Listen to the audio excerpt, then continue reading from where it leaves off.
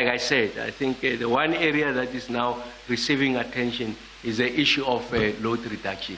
And I don't want to suggest to the country and those that are affected by load reduction that is going to be an easy solve. It's going to be complicated. Like I said, we're balancing their interest as consumers, the interest of municipalities, the interest of ESCOM, the protection of this infrastructure. Former employee at the Enyobeni Tavern, Luhlumelo Ulana, has told the East London Magistrates Court sitting in Mdantsane in the Eastern Cape that there were no sufficient measures taken to control the large crowd on the day the 21 young people died at the tavern. He says the owner of the tavern, who was tasked with providing security, failed. Ulana worked as a resident DJ for the tavern and organised events to draw patrons and boost sales. Responding to evidence leader advocate Luvuyo Vena through an interpreter, Ulana denied that as organisers they failed to put crowd control and safety measures in place. But what I'm saying to you is your lack of planning, you, SPA, Mr. Ndeve and Mrs. Ndeve, planning ahead, because you were planning to bring the crowds. You did succeed in bringing the crowds, but you did not plan in controlling the crowds. Yes, I understand. But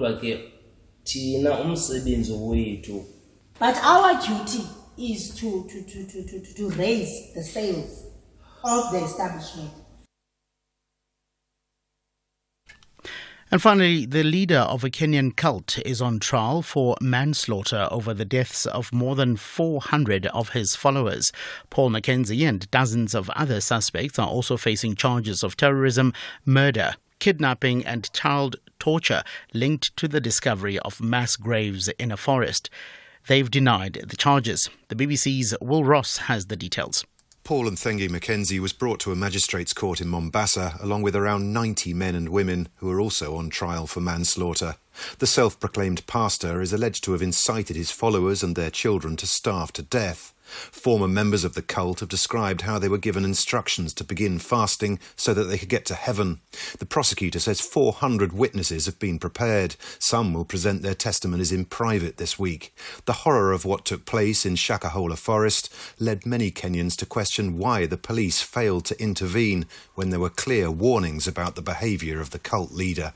Recapping the top story, former personal assistant to the then Free State Premier Ace Magashule, who is the 17th accused in the asbestos removal project scandal, believes the state wants to punish her for providing evidence that wasn't satisfactory to them. Moradi Cholota appeared before the Bloemfontein Magistrates Court, where she's been charged with fraud, corruption and money laundering. For SFM News, I'm Utsila Saku. Headlines at 3:30. And coming up in your sports this hour, Orlando Pirates signed Van Rooyen and Proteas hoping for better conditions in the second test. More details at 3:30.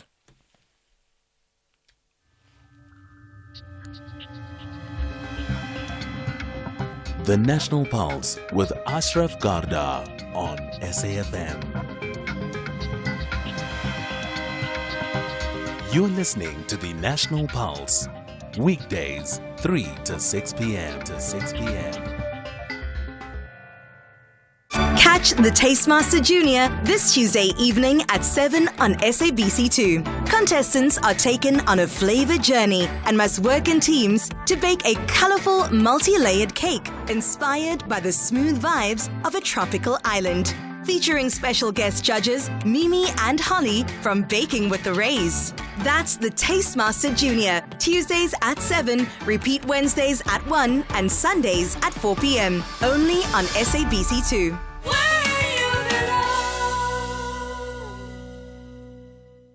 Hey Mike, congratulations on your retirement. Thanks, Andile. Are you preparing for it? Yes, but not just for myself. For you and? For me and my employees. Oh. You know, since we moved to Old Mutual Corporate, their retirement funds have not only been safe and secure, but gaining competitive returns through exposure to diverse investment markets. Impressive. Visit oldmutual.co.za/employee benefits and go from questions to solutions for your employees with Old Mutual Corporate. Old Mutual Life Assurance Company SA Limited is a licensed FSP and life insurer. T's and C's apply. SABC Sport, the proud broadcaster of the Olympic Games Paris 2024, celebrates Team SA medalists. Alan Hatherley of South Africa, as he steps up to receive the bronze medal at the Paris 2024 Olympic Games. He is the first South African medal in cycling since 1912. Rudolf Lewis won the individual time trial. Congratulations, Alan Hatherley. Your country is proud of you. For the love of the game. Ashraf Garda on SAFM. Of course, I've taken my pick with the current Miss South Africa, and I certainly called her a champion because that's exactly what she is. And, you know, it means somebody who's a best in class, but also a person who inspires by championing great causes. And in this case, I think the issue of her being, as she said, you know, someone who's deaf in her words or has a hearing disability will serve to, and still to be completely competent in her field, will serve to inspire others to say, honestly, we have to look beyond the inherent disabilities every one of us has and allow them to compete in other spaces absolutely equally. So, just making that point, welcome to the show. This is The National Pulse. My name is Ashraf Garda.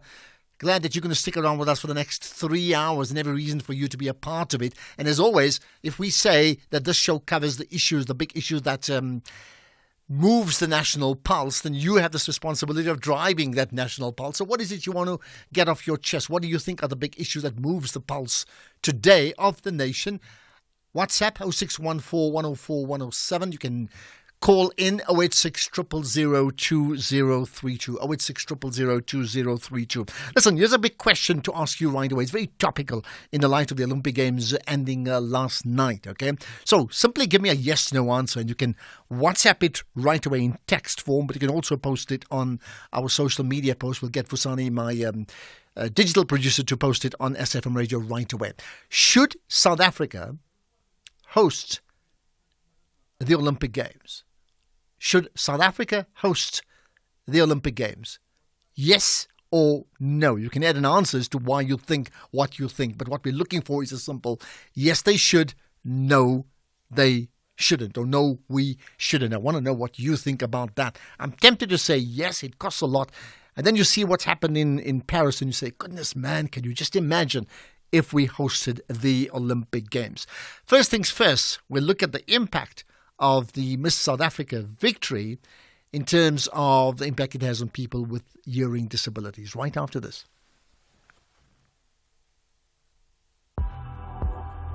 The National Pulse with Ashraf Garda. Weekdays, 3 to 6 p.m. Right, so South Africa, it's been a very celebratory weekend across the board on many, many reasons, from rugby to cricket to our Olympic finalists and silver medalists, for example, right? But let's talk about Miss South Africa, who was in the house, as you know. Bridget chatted with her, and you can listen to the full podcast. I think it should be up and running ASAP, so check it out anyway. But we want to pick up the point that Mia Leroux is not just a Miss South Africa. She has got hearing disabilities, and to the point where she heard nothing, I understand, till about the age of 2. Then what followed was a series of tests and cochlear implants to allow her to hear and speak. And I've chatted with her now. Besides her being on the air, you can have a pretty decent, normal conversation with her. But people may say, but she's deaf, you know. So what does this mean, the fact that she represents our country? My guest is Professor Claudine Storbeck, who's the Centre for Studies or Deaf Studies at Wits University. Prof. Storbeck, it's been a long, long time. Hi. Hi, Ashraf. It has been a long time. Thanks for inviting me back. Much appreciated. What do you, first of all, how much significance do you attach to the current Miss South Africa being, as she has said, you know, either deaf or having a hearing disability? Do you, especially in your field? Look, I mean, it is a wonderful thing to create awareness for particularly what we would call an invisible disability like deafness. Mm-hmm. But the first thing I would say to her is you're not disabled and you're not impaired. So to definitely stop using any language referring to disability or impairedness, and just call yourself either deaf or hard of hearing. But it definitely gives us an opportunity to show people, look at Mia. She's remarkable. She may have a hearing loss. She may be deaf, but that woman is definitely not disabled or impaired in any way. So it's a remarkable achievement. And I suppose then the point that we've made at the outset, that there's a general sense when you have a disability or you have deafness, you can't compete with others at a level because you have a disadvantage. And here she is. Obviously, she has certain disadvantages, like maybe you and I have as well in other fields, right? Yes. But in this field, she's able to compete well and emerge top of her game. Absolutely. I mean, if you were to look at the Olympics and any other one of those beauty pageants, very often one of the finalists will be relying on an interpreter because their first language is, whether it's French or Sotho or Russian. And so she has to rely on either an interpreter or an interpretation, which would have been through captioning or the written language. And so other than that, deaf people, there is a saying, deaf people can do anything except hear. And kudos to Mia for being brave enough, because sometimes it just requires bravery, because you cannot hear many things around you, and one is sometimes excluded. And it takes that brave individual to say, even although I'm excluded, I'm going to take a chance anyway. And so that is what she did. Now, let's go back to what you said initially, right? So you're saying she should not call herself a person with a disability, but she can call herself or describe herself as someone who's deaf, which suggests what? What does deafness mean? So basically, the language and the narrative of the majority, which in South Africa we really do get because of our history of apartheid, is the language of the majority is the language that is used. And so the hearing majority, which is what deaf people like Mia would be exposed to, doctors, parents, teachers, they have always used the term hearing impaired and disabled. And so then she internalized that. And so I would be one of the first people to say, look, with this achievement, you are deaf, you are hearing impaired, you've got a hearing loss, or call yourself hard of hearing. But it's a journey she needs to take, because when you have been in an environment surrounded by people that talk about you, talk for you, but it's now time to say you're either deaf with a capital D, deafness with a capital D embraces deaf culture, embraces South African Sign Language, or you're deaf with a small d, recognizing the audiological deafness, but you're involved in the hearing world. And the other thing to celebrate is that deaf people, they are not a homogenous community. Mia is one example of just how diverse deaf and hard of hearing people are in South Africa. Yeah, I think that's a very, very good point. So you're saying if not deafness, then simply maybe something softer. So I suffer from a loss of hearing, like other people may say. I suffer from a lack of sleep. If I can make that point, isn't it? Absolutely, or lack of heart. Yeah. Would you suggest now that she is Miss South Africa? I mean, she has a platform, so she's had her own journey, which I'm not going to, that journey people can listen to via podcast, because Bridget's just interviewed her like 10 minutes ago. They must listen to that, right? She's had her own journey, but now she is in a position where, besides just being Miss South Africa, and you've been asked to champion great causes, probably the greatest cause she can champion is her own journey and how people with hearing loss or deafness have to deal with that, right? So do you expect her then to amplify, and it's an interesting word I use, should she amplify her deafness, or should she play that down in her public and private engagements?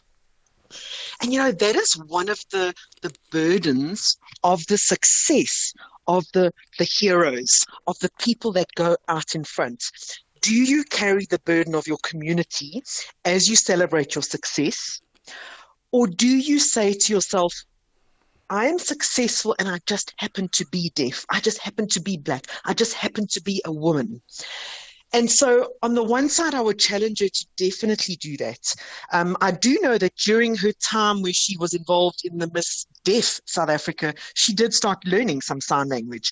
And so we would offer her a free sign language course if she ever wanted to polish up on that. But to definitely own that and take it further. But she's already done a remarkable thing. In her answers on Saturday night, she referred to the inclusion of the excluded.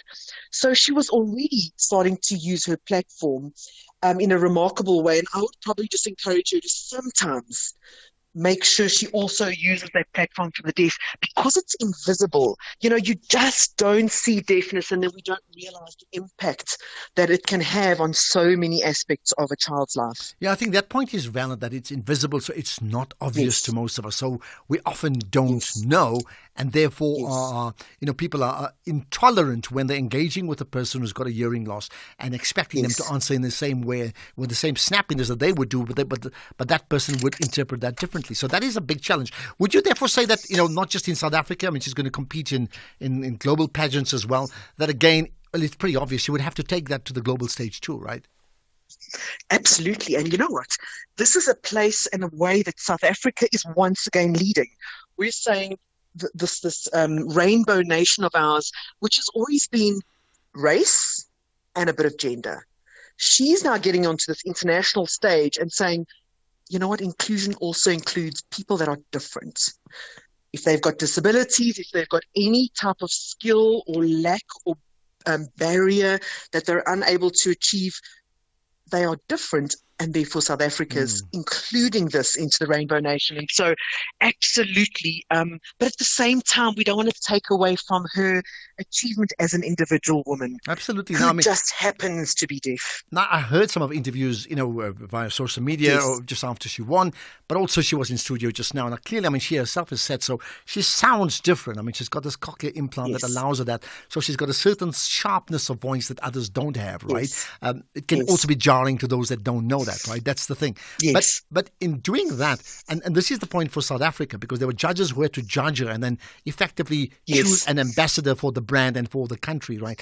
What does this say about South Africa's, the judges, the entire Miss South Africa competition, if I can call it that, and South Africa as a nation's ability to transcend differences beyond what's very obvious and say, we'll embrace it?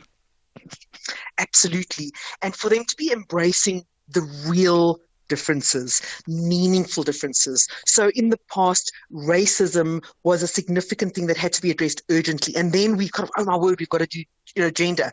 And one of the things that has been left behind is this field of disability. And it was just like I wanted to run and go and hug every one of those judges, because it was a brave decision they made. Because when people sound different or look different, people are judged. And in the olden days, if you spoke with a heavy Afrikaans accent or a heavy Xhosa accent, then people judge. And now she's got an accent of a deaf person, and we're going to have to learn not to judge. Absolutely. But at the same time, to come alongside and support her so she doesn't feel judged. True. Let's leave it at that. I'll tell you what, you don't have to answer this question, Professor Claudine Storbeck, but I'm going to suggest that outside of Miss South Africa herself, that everybody else in the entire deaf or loss of hearing fraternity, and you're part of that, right, must take advantage and leverage of this for the good of the entire community. Thank you for your time. Much appreciated indeed. We'll have a podcast of that up in a few minutes' time. The Serengeti, located on the northern part of Tanzania, bordering Kenya on the north and Ngorongoro in the south. Home to the African Big Five and millions of zebras, birds and other predators. Serengeti 2 returns to the unspoiled corner of the Serengeti for more animal drama. There's humor, heartbreak, and nail-biting tension as new characters move in and familiar faces continue their stories.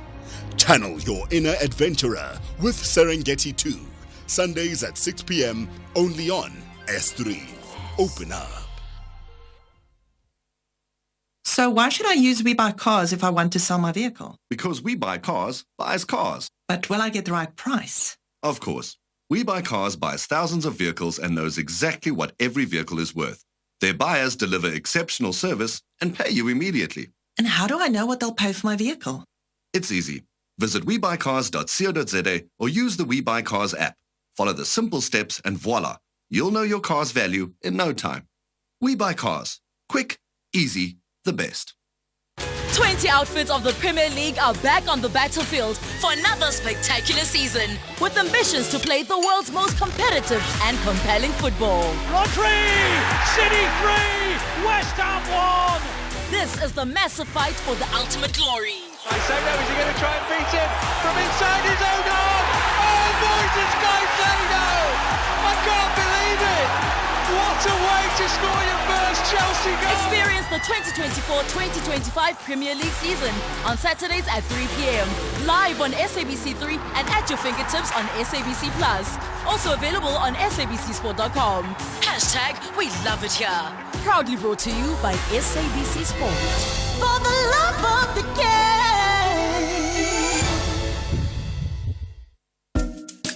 SAFM is celebrating its 88th birthday, and what better way to celebrate than with you, our loyal listener. We will be giving away 8,800 to 10 lucky listeners during the month of August. To stand a chance of winning, stay tuned to SAFM and SMS the keyword SAFM88 followed by your name to 41391 and listen to the station throughout the day where you could be selected as a winner. SMSs are charged at R1.50 per SMS. Free SMSs and SMS bundles do not apply.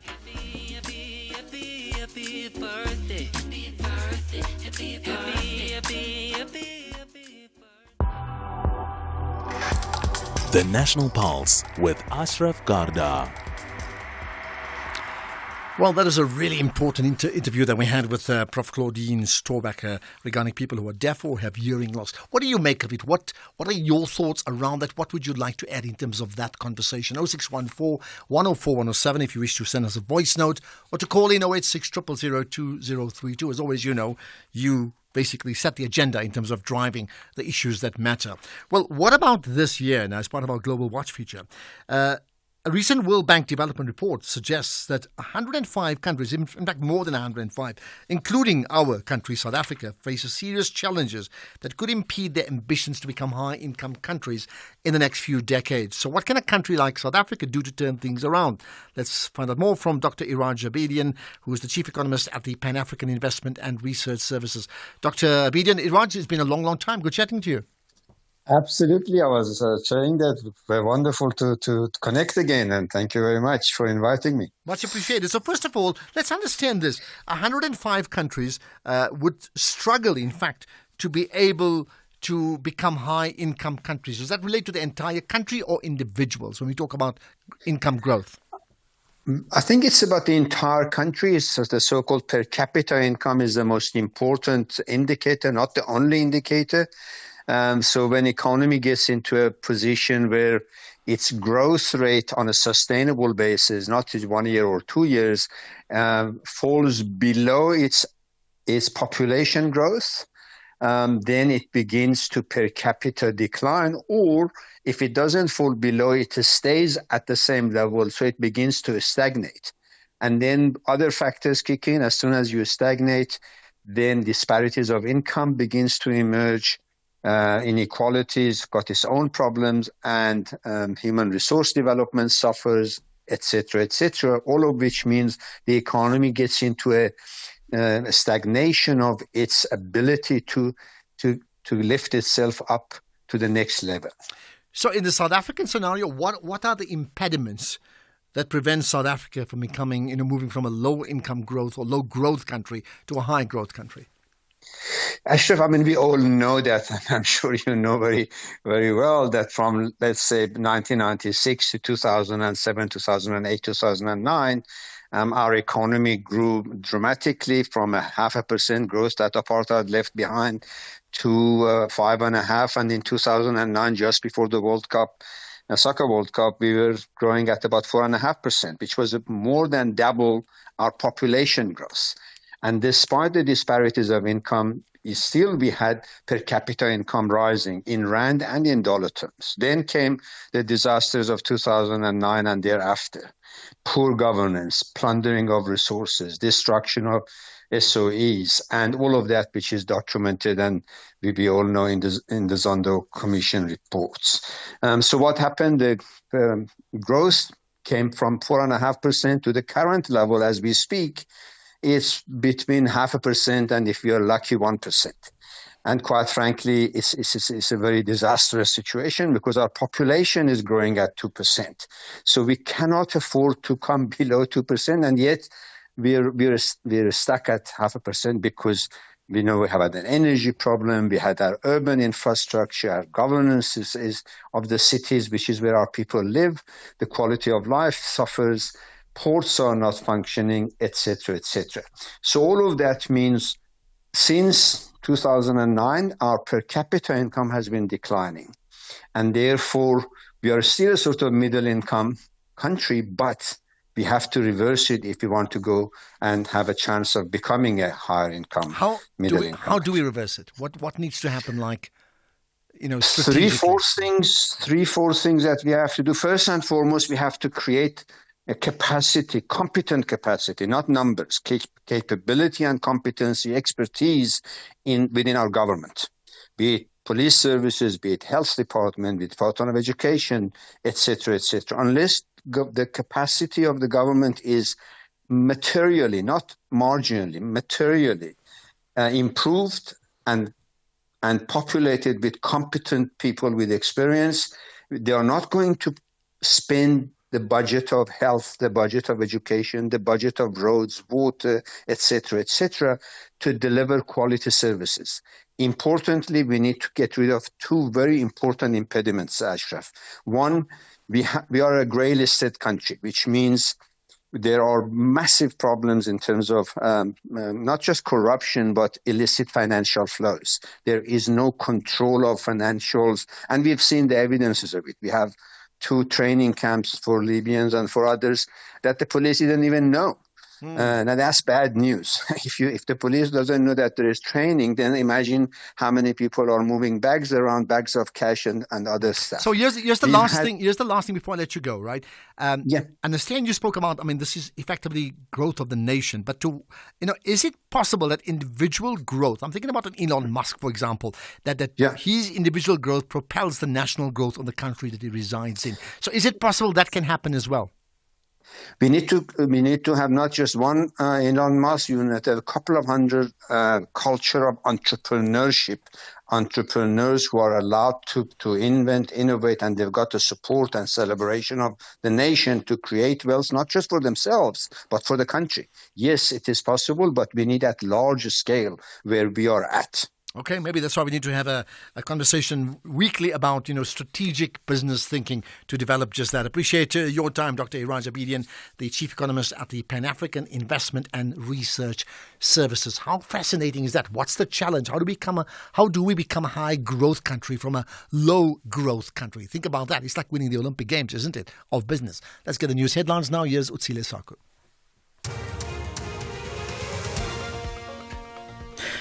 Thanks, Ashraf. Good afternoon. In the headlines, the National Prosecuting Authority in the Free State say they still need to provide the Bloemfontein Magistrates Court with evidence why Moradi Cholota shouldn't be released on bail.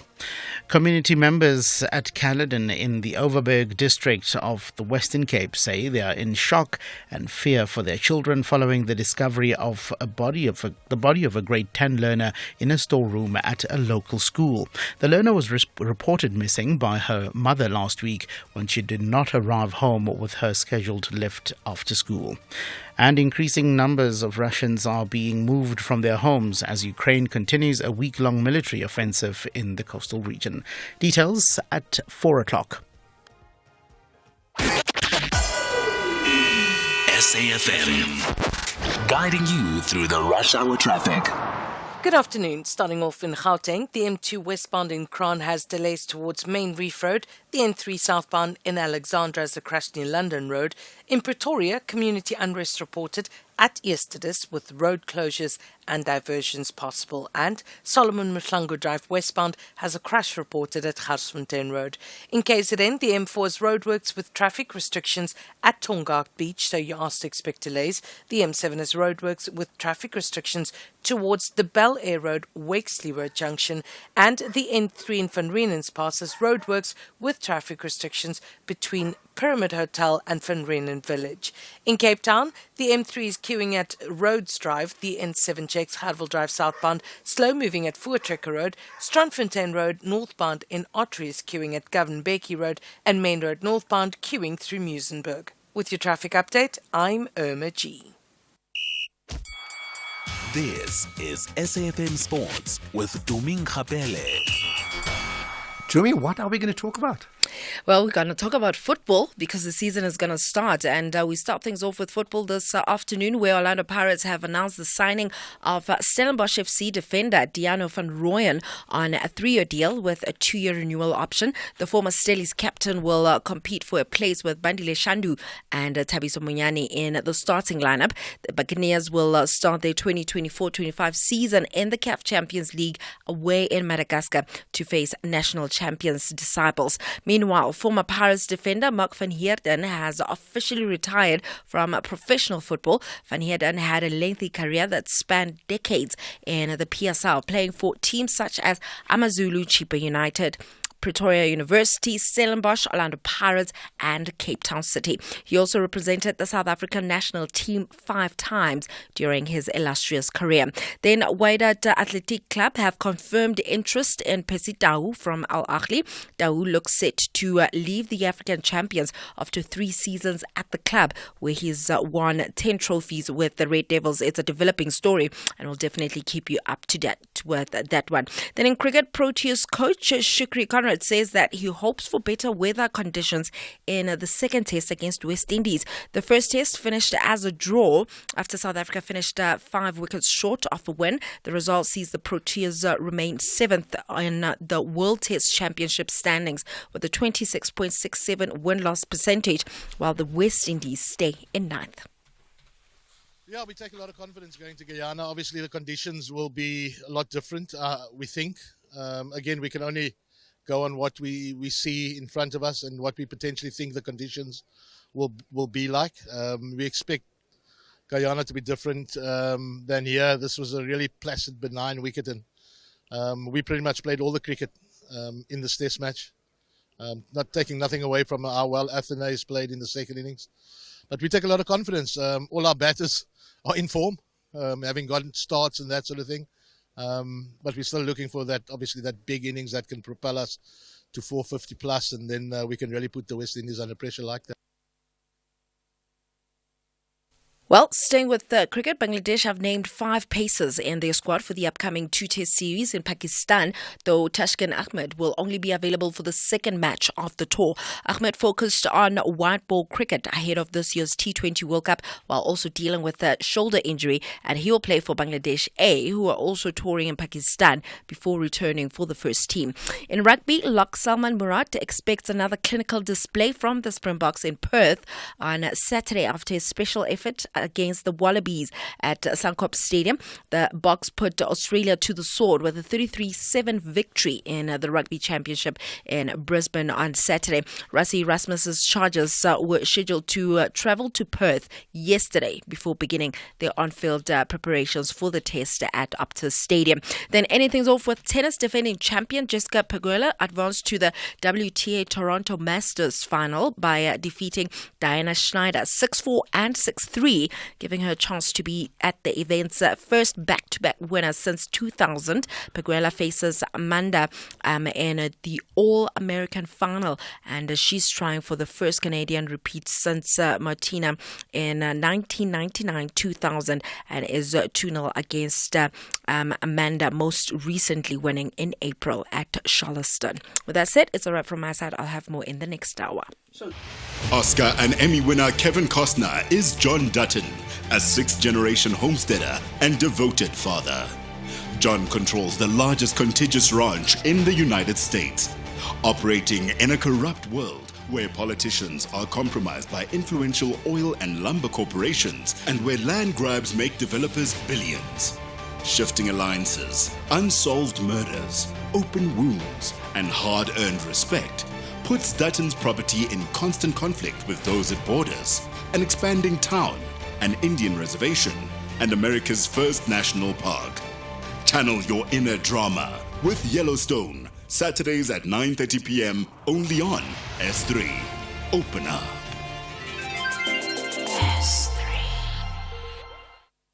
SABC Sport, the proud broadcaster of the Olympic Games Paris 2024, celebrates Team SA medalists. The Olympic medalist, Tatiana Smith, representing South Africa.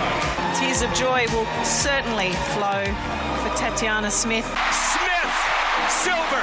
I think this one is much different than any of my races. I'm so fortunate to get a medal. For the love of the game. 20 outfits of the Premier League are back on the battlefield for another spectacular season, with ambitions to play the world's most competitive and compelling football. Rodri! City 3! West Ham 1! This is the massive fight for the ultimate glory. Caicedo, is he going to try and beat him from inside his own arm? Oh, Moises Caicedo! I can't believe it! What a way to score your first Chelsea goal! Experience the 2024-2025 Premier League season on Saturdays at 3 p.m. Live on SABC3 and at your fingertips on SABC Plus. Also available on sabcsport.com. # we love it here. Proudly brought to you by SABC Sport. For the love of the game. Tell you what, picking up from the conversation I had with Dr. Iraj Abidin about South Africa's growth, business growth, that is, I think this conversation is even more important because it's so linked to that. And it's about a business booster. So now, listen to this one. For the third year in a row, right, Fly Safair's Business Booster program is back. And primarily, it's to give small business in our country a bit of a boost. Well, maybe a massive boost, I would think. From humble beginnings themselves to now one of the largest airlines in South Africa, it's Fly Safair's way to, uniting the nation, supporting homegrown talent, and celebrating those that are helping shape South Africa's future. But I think the key part of all of that has got to be business growth, right? So small businesses, and this is really to all of you, and I would think many of you are involved in some form of a small business or the other, right? So small businesses can now enter Fly Safair's Business Booster Initiative.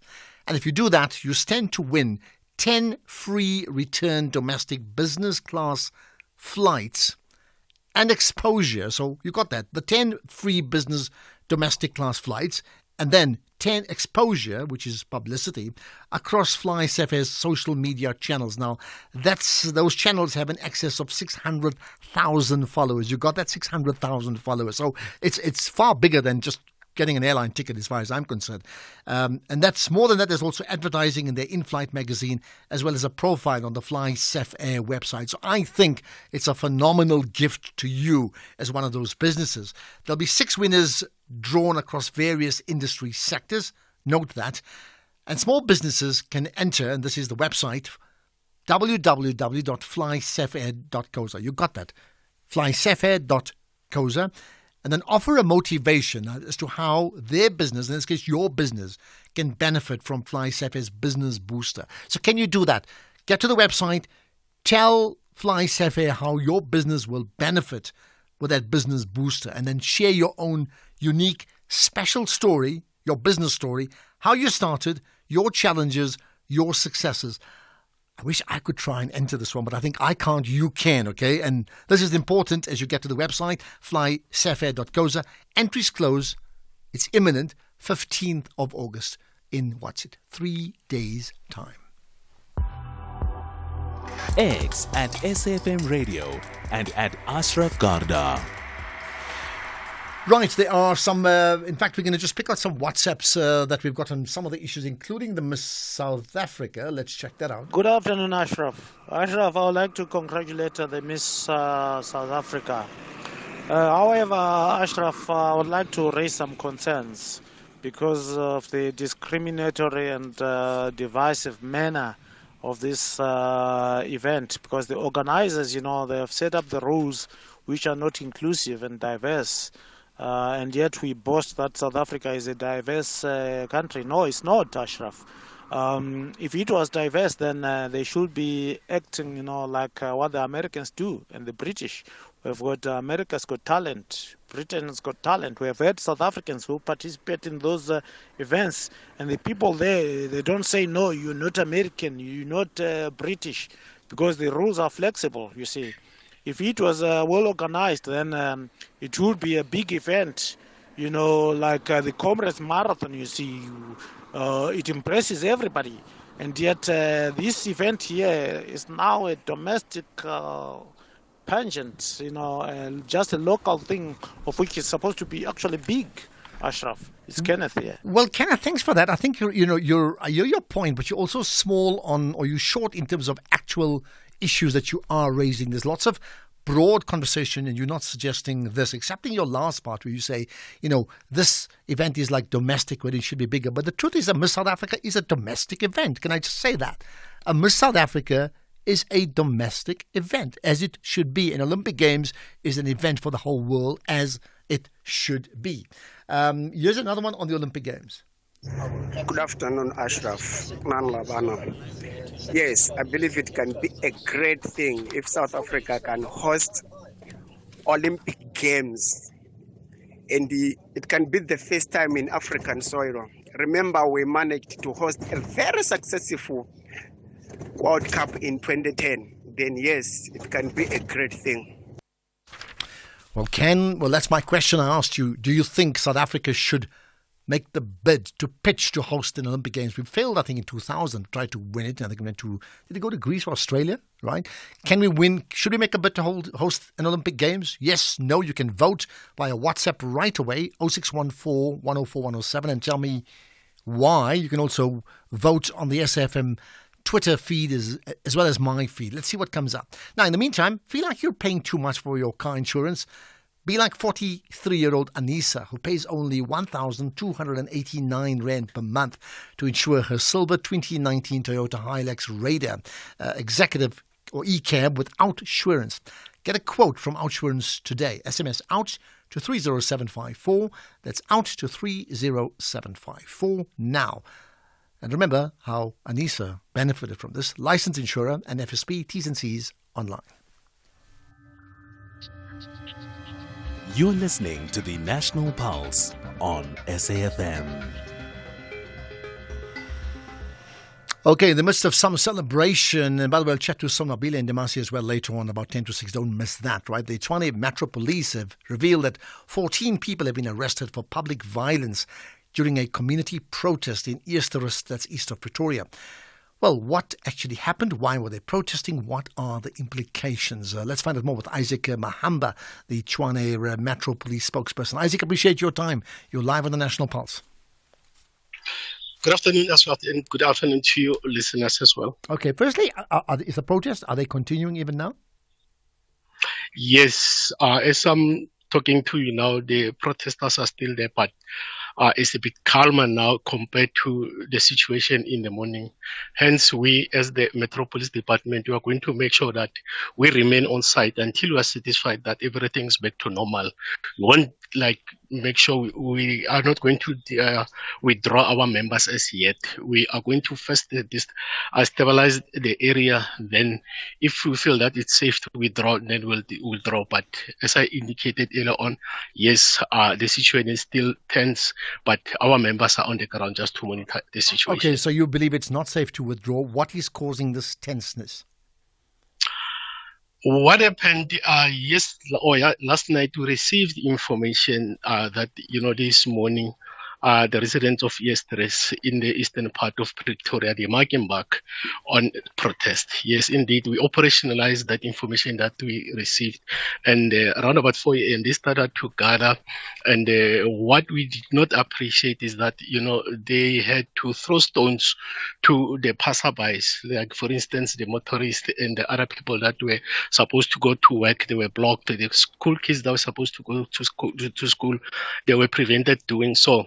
And the situation became volatile. Hence, STMPD, we had to act. And, as indicated, they started to throwing stones at the motorists, and we used rubber bullets. And we had to move in and arrest these 14 protesters, as you correctly indicated. As I'm talking to you now, they are in custody and they will appear in court soon. What is the issue? They are claiming issue of service delivery. The reason that I'm saying they are claiming, earlier on we received information that some of the areas, they don't have water and electricity, but we confirmed, we checked around the Eersterus area. We are safe to say that there's no such issues. There's in the entire Eersterus area, there's water. The entire Eersterus area, there's electricity. So we are still baffled about their service delivery issues. But nevertheless, we are saying as Metropolis, members of the public, they've got the right to strike, but they are not supposed to, to affect those who want to do those who want to go to school, and they are not supposed also to damage the infrastructure. They can, embark on a strike and whatever. We are not bothered by that, but we will come in definitely when they start throwing stones at the passerbys, at the motorists, and stopping people from going to work. And like, for instance, as a city, we have to withdraw some of the services because we felt that it's not safe for us to operate, or the city, resources to go on as usual in that area. We have to withdraw them. So, well, I think it's right that, you have to step in if other citizens are potentially going to be harmed. So that we get, right? But two things. You're saying that you don't believe they've got a case around the specific service delivery of water issues. You're saying they're getting what they have, and they're just protesting then for what? Yes, there is water in all parts of the East. There is electricity, as I'm talking to you now. Is it only about water? We are on the ground. Yeah, is it only we are on the ground, and we've checked, and what we've, the information that we received, that they are saying that there's no water, there's no electricity. But as I said, we checked, there's water, there's electricity. So that's why I'm saying we are surprised to say why they are mentioning the issue of water and electricity, whereas there's water and electricity in this area. Okay, in a case like this, I would think that what needs to happen is you need to get community leaders involved and then local councillors involved, besides the policing aspect, I understand, right? To be able to definitely not just act as negotiators, but to also to mediate and moderate and to have a sense of exactly what the issue is. Has that happened? Because ultimately you want to restore the peace, ensure the service delivery, and ensure the community is one. Is that happening? Definitely. About 15-20 minutes ago, we had engagement with local councillor. She was also surprised about, the issues that we raised, and she moved in to address or to get clear as to what is their concern. We'll get a briefing from the councillor later just to understand what is their issues. Yes, we are trying also from the city side to engage our MMCs if there's a need for them to move, and definitely they'll move on just to go and understand what is their issues. But as I'm talking to you now, yes, the local councillor is busy engaging the community just to establish what are the reasons for this particular protest. Is that last thing? Is there anything else you still particularly concerned about? Not entirely, but as I said, we are not going to take anything lightly, and we are condemning any violence that might happen, that is currently happening. The innocent people that are passing on the main roads, they've been thrown with the stones. That's what we are saying. We don't want to see this happening. Hence, we will continue to be here, and anybody who's found in the wrong side of the law, definitely as police will deal with them decisively. So. Okay, that's where we're going to leave it. Appreciate you giving up your time. Isaac Mahamba, the spokesperson for the Tshwane Metro Police. Thank you for your time. By the way, we should be chatting after 5 o'clock to Herman Mashaba, the leader of Action SA, because there's been an issue where they've in fact understood there's a whole lot of illegal immigrants in some part of the community, I think also close to Pretoria, by the way, and they've decided to do their own search on that. We'll get a response from them about that later on. 18 teams are back on the hunting ground. No one wants a loss or a draw. They are all searching for maximum points in every encounter. This is the Bundesliga. Football as it's meant to be. Do not miss out on the 2024-2025 Bundesliga season. Catch the action live on Saturdays at 6:30 p.m. Live on SABC Sport on DTT Channel 4 and at your fingertips on SABC Plus. Also available on sabcsport.com. # We Love It Here. Proudly brought to you by SABC Sport.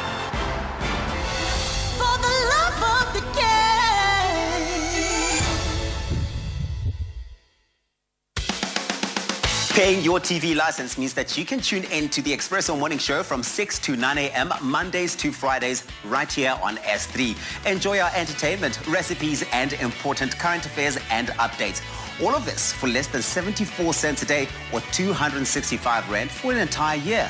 For superfast, secure, and convenient payment from any device, go onto tvlrc.co.za and click on the Fast Pay button for payment in under 3 minutes. Make a difference with Expresso and TV licenses and pay yours. SABC Sport, the proud broadcaster of the Olympic Games Paris 2024, celebrates Team SA medalists. Alan Hatherley of South Africa, as he steps up to receive the bronze medal at the Paris 2024 Olympic Games. He is the first South African medal in cycling since 1912. Rudolf Lewis won the individual time trial. Congratulations, Alan Hatherley. Your country is proud of you.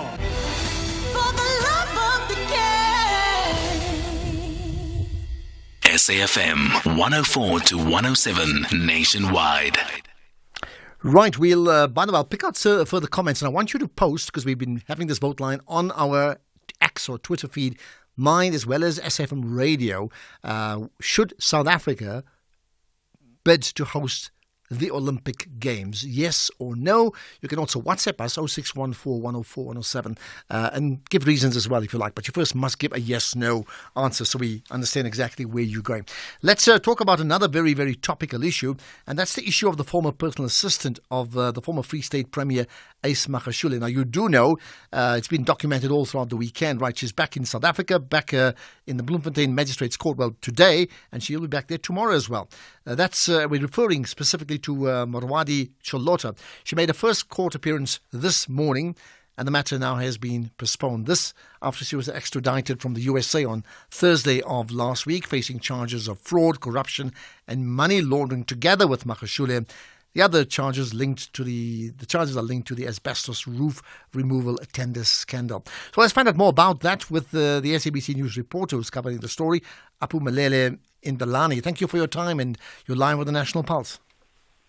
Thank you so much, and good afternoon to the listeners. Thank you. Give us an overview. I know that the case has been postponed to tomorrow, but in terms of what's happened today, what can you tell us?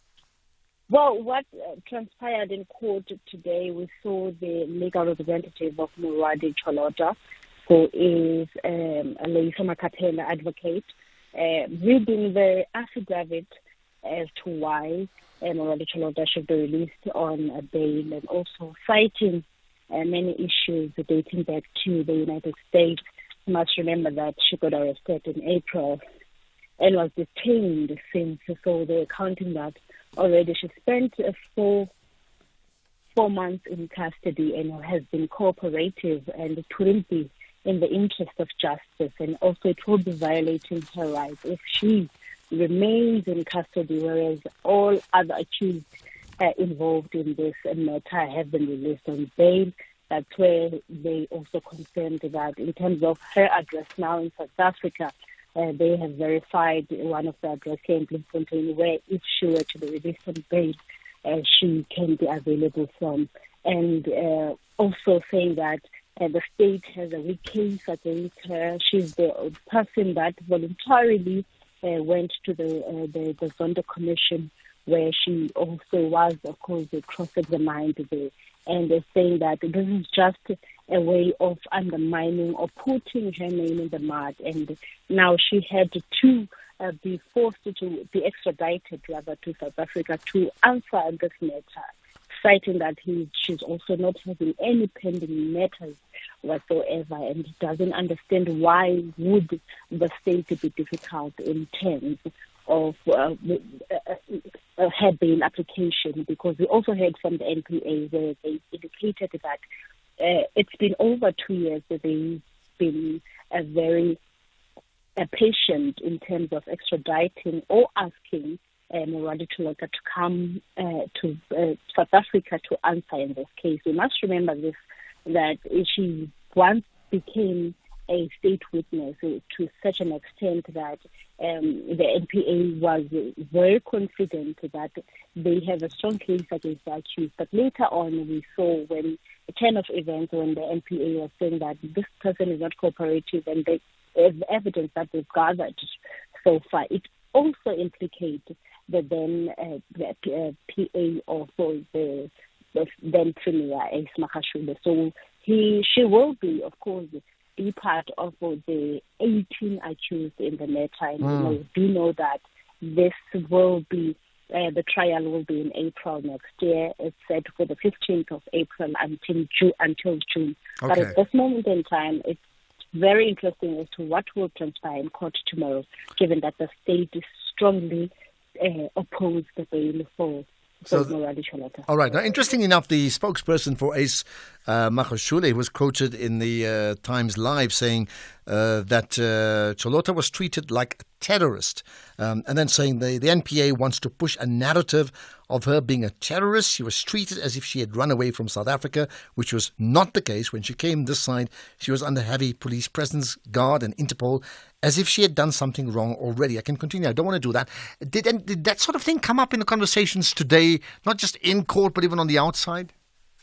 Well, we do know that the statement was out also from the Forum Act party, which is led by Ashraf Garda, and also him talking to some other colleagues during the weekend, where he also mentioned that the way that this case is handled, or rather the arrest of Moradi Cholota when she arrived in South Africa at the OR Tambo, she was treated like a terrorist and was not, of course, afforded an opportunity to hand herself over.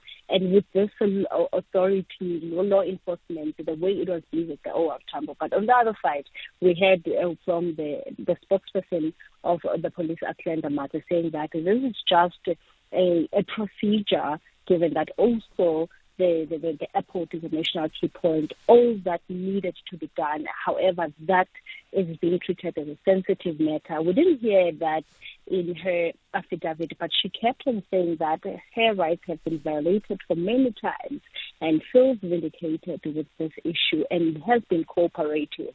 Okay. Now it's time that she's afforded a chance to be released on bail, because all the necessary evidence or information that needs to be gathered before one can be released on bail is in possession of the NPA. However, the NPA said now that they want to go through the affidavit that they received in the morning. They said that they were finished with the affidavits just early hours of this morning, and they have to go through it before they can say if she be granted bail or not. Okay, well, that's certainly a story we are absolutely going to track, and I'm sure so will you. Thanks for your time, Apumlele. Much appreciated. Let's get to the news now. It's 4 o'clock. It's Utsile.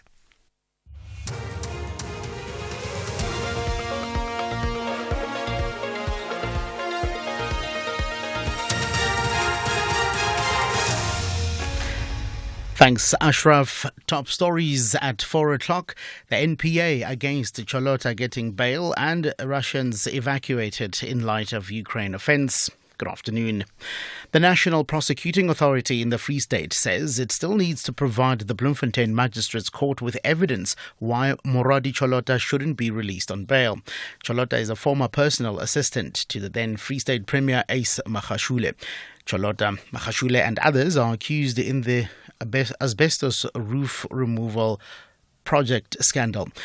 It was Cholota's first court appearance today following her extradition from the US last week. The state is opposing her bail application.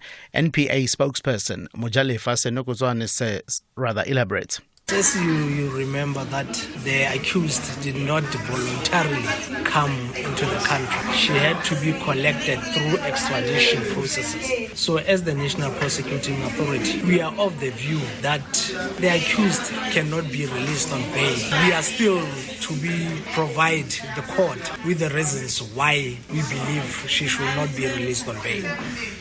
Meanwhile, Cholota, who's the 17th accused in the matter, believes the state wants to punish her for providing evidence that wasn't satisfactory to them. Reading Cholota's affidavit in court is her legal representative, Advocate Loiso Makapela.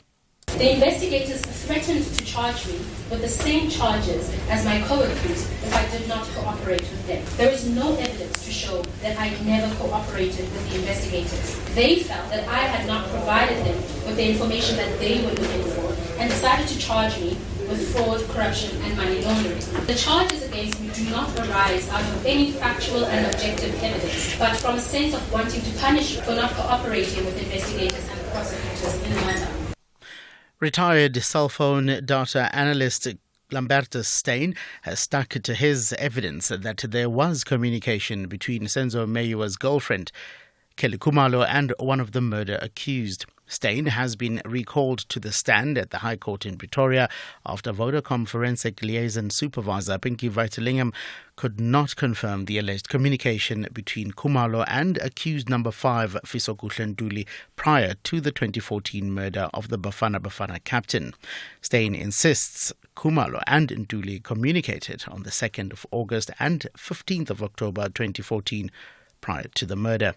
I can therefore confirm that there was communication between Telecom Malo on cell phone number +27 82 704 4358 with accused number 5 and Nkani with cell phone number 202 on the following dates 2014-08-02 and 2014-10-15 using internet, which will not appear or show under normal section 205. Community members at Caledon in the Overberg district of the Western Cape say they are shocked and fear for their children following the discovery of the body of a grade 10 learner in a storeroom at a local school. The learner was reported missing by her mother last week when she did not arrive home with her scheduled lift after school. This is what community members had to say.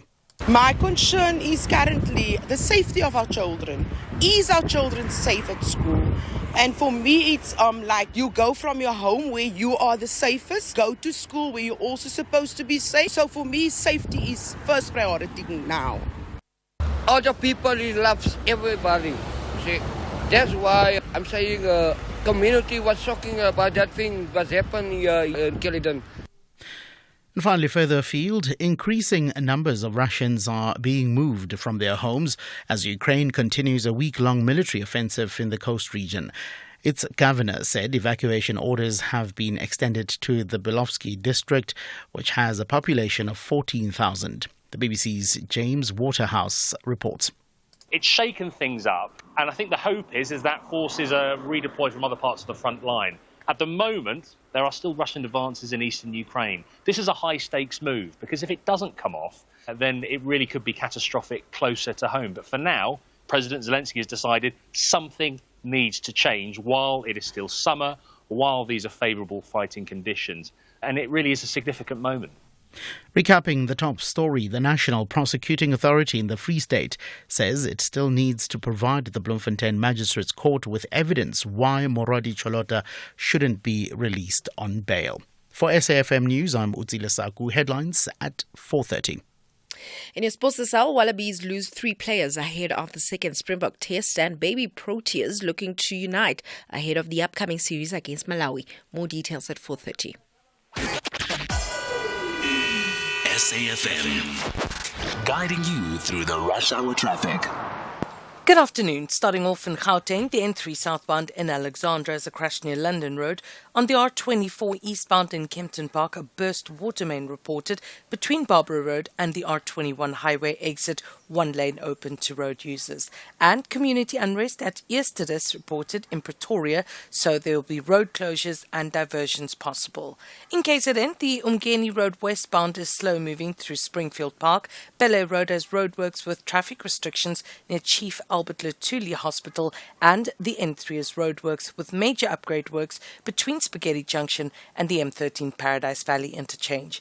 In Cape Town, the M5 southbound slow moving towards Racecourse Road exit. The N2 Nelson Mandela Boulevard outbound is slow moving towards Hospital Bend. The M3 Philip Hasana Drive outbound is slow moving towards Hospital Bend, and the N7 Jakes Hadwell Drive southbound is queuing at Voortrekker Road. With your traffic update, I'm Irma G. Paying your TV license means that you can tune in to the Expresso Morning Show from 6 to 9 a.m. Mondays to Fridays right here on S3. Enjoy our entertainment, recipes, and important current affairs and updates. All of this for less than 74 cents a day or 265 Rand for an entire year. For superfast, secure, and convenient payment from any device, go onto tvlrc.co.za and click on the Fast Pay button for payment in under 3 minutes. Make a difference with Expresso and TV licenses and pay yours. Yeah, we can do this. It's been a long time coming. This deserves to grow. It's a great business. If they don't like it, someone else will. And fund me so I can expand. Maybe I can offer them shares. I need to retain equity for staff. It's going to be good for recruitment. Yeah. Possible begins with that one great idea. When Telkom enables entrepreneurs to make their ingenuity a reality, we grow local economies. Telkom. Possible begins here. SABC Sport, the proud broadcaster of the Olympic Games Paris 2024, celebrates Team SA medalists. Alan Hatherley of South Africa, as he steps up to receive the bronze medal at the Paris 2024 Olympic Games. He is the first South African medal in cycling since 1912. Rudolf Lewis won the individual time trial. Congratulations, Alan Hatherley. Your country is proud of you. For the love of the game.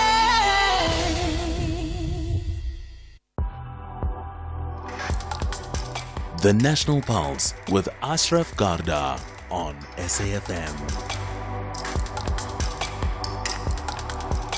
You're listening to the National Pulse, weekdays 3 to 6 p.m. So we will talk to Herman Mashaba later on after 5 o'clock. Don't miss that. We'll chat to Sonwabile in Indamasi. Just before we end the show, we'll certainly place emphasis on winning ways, and he certainly does just that, as always. Right. By the way, have you followed the story of the Lions at, I think it was Kruger Park? Yeah, Lions. And the lion was bumped, maybe gently, but bumped anyway to effectively get out of the way. We'll talk about that coming up shortly. Eskom, let's talk about that now. Eskom, incredibly, the lack of load shedding, the consistency of no load shedding has transcended the elections. Remember May 29 and we said May 30, or some people said June 1st, you'll see what's going to happen. Well, it hasn't happened. There's been pockets of power failure, we know that, but in terms of what we call load shedding, where there's been scheduled interruptions to our lives, well, that's not happened.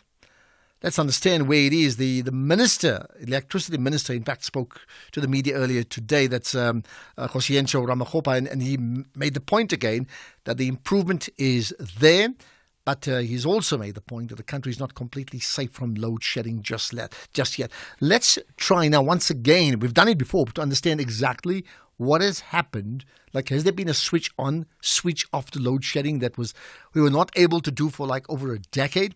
Tsepo Khadima with me, who's an energy analyst. Tsepo, appreciate your time. You're on the National Pulse. Master Ashraf, greetings to you as well as to the listeners of SAFM. Thank you. Just let's recap. What did you say about load shedding before? I'm trying to think when we last spoke. No, load shedding was never warranted, and I made an assertion that load shedding would never return. In fact, I'm on record as early as 2018 to have said that there should never have been load shedding. I'm also on record to have said that within a period of 90 days, you could bring load shedding to an end. And this is where we are now. So since you've said that, why then did we have load shedding? And why has it been that easy to effectively switch load shedding off and switch the lights on? No, load shedding was driven largely by a philosophy to try and privatize a Eskom or the power utility through either a unbundling or as well as bringing on board the privateers who are 100% dependent on the robust infrastructure of Eskom to then purport to supply electricity when in actual effect they are nothing but just greedy profiteering rent seekers. And the politicians who had a penchant of unlawfully interfering in the due operations of Eskom, they are the ones that first and foremost by design appointed people who were completely, utterly incompetent and not knowing anything about running a power utility. And that was because the philosophy was, as I say, to break up Eskom and sell it on the cheap to their chommies. And I think the moment that stopped, which was at the beginning of this year, and we must be thankful that there was elections in 2024, because when that unlawful interference stopped, then, of course, the people at Eskom, because I'm on record as having said that Eskom had the required technical skill, expertise, experience within to be able to run the operations, the generation particularly, without any load shedding whatsoever. And this is where we are now. So the question is, where to from here? Well, what is the answer to that question? Where to from here? Well, it doesn't look good where to from here on the basis that the electricity tariffs continue to be on the increase. We know that Eskom is now come out and said that they are contemplating to apply for a 36% tariff increase. I am on record and I want to repeat it. Unless you bring the electricity tariffs to R1.16 a kilowatt hour, because the actual cost of generating electricity, transmitting it, and distributing it to the end user is 87 cents a kilowatt hour. So Eskom needs to take decisive measures to then bring the electricity tariffs to R1.16 a kilowatt hour, which is a figure that was in any event projected as early as 2012, that by this year, 2024, the tariffs were supposed to be at R1.16 a kilowatt hour, because that is the only way that Eskom will be able to avoid the massive write-offs that we hear that municipalities are owing a staggering 78 billion rand. And when we apply the accounting rules, it means that for the financial year ended March 2024, Eskom is going to have to take what is called an impairment charge, which means write off the entire 58 billion, and therefore National Treasury will have to step in by giving a bailout to Eskom, which is, in addition to the 254 they've already given. Okay, which we know is an ongoing story, and I think from a consumer point of view, besides, City Power and Eskom, that we as consumers, well, we're paying rates that we just find unaffordable. So, 2 points there. So that's the one part you mentioned. In terms of load shedding, are you saying that load shedding is history? Load shedding is a history. It was never, from day one, it was never warranted. Okay, then let's go back then to your initial point about these politicians who were there who effectively sabotaged, according to you, if I understand you correctly, the electricity supply to be able to effectively then outsource it for the benefit of their chommies, which suggests benefit for themselves. So that's your story. Absolutely. Okay, so who were the beneficiaries then? Well, the politicians who were ministers responsible for public enterprise, because Eskom fell under public enterprise in relation to, because Eskom is an organ of statute, the Eskom Conversion Act of 2001, and therefore its reporting lines were Department of Public Enterprises. And of course within National Treasury, as well as within Energy Department itself, because the Department of Minerals and Energy, we saw it compelling or inducing the conditions of financial hardship on Eskom by insisting that Eskom had to enter into very financially onerous contracts with the so-called independent power producers, who at the end of the day charge Eskom 6.5 times more than it takes Eskom to generate a kilowatt hour of electricity. And that is on the one end. And to also find that within Eskom itself, the executives, the erstwhile executives, we can speak about Uomiyan Oberholzer, for example, he then contrived a scheme to build 8,000 kilometers of a transmission grid so that it could then connect the independent power producer, so-called, that he knew full well that upon leaving Eskom, he was going to join that company, and there's been no investigation.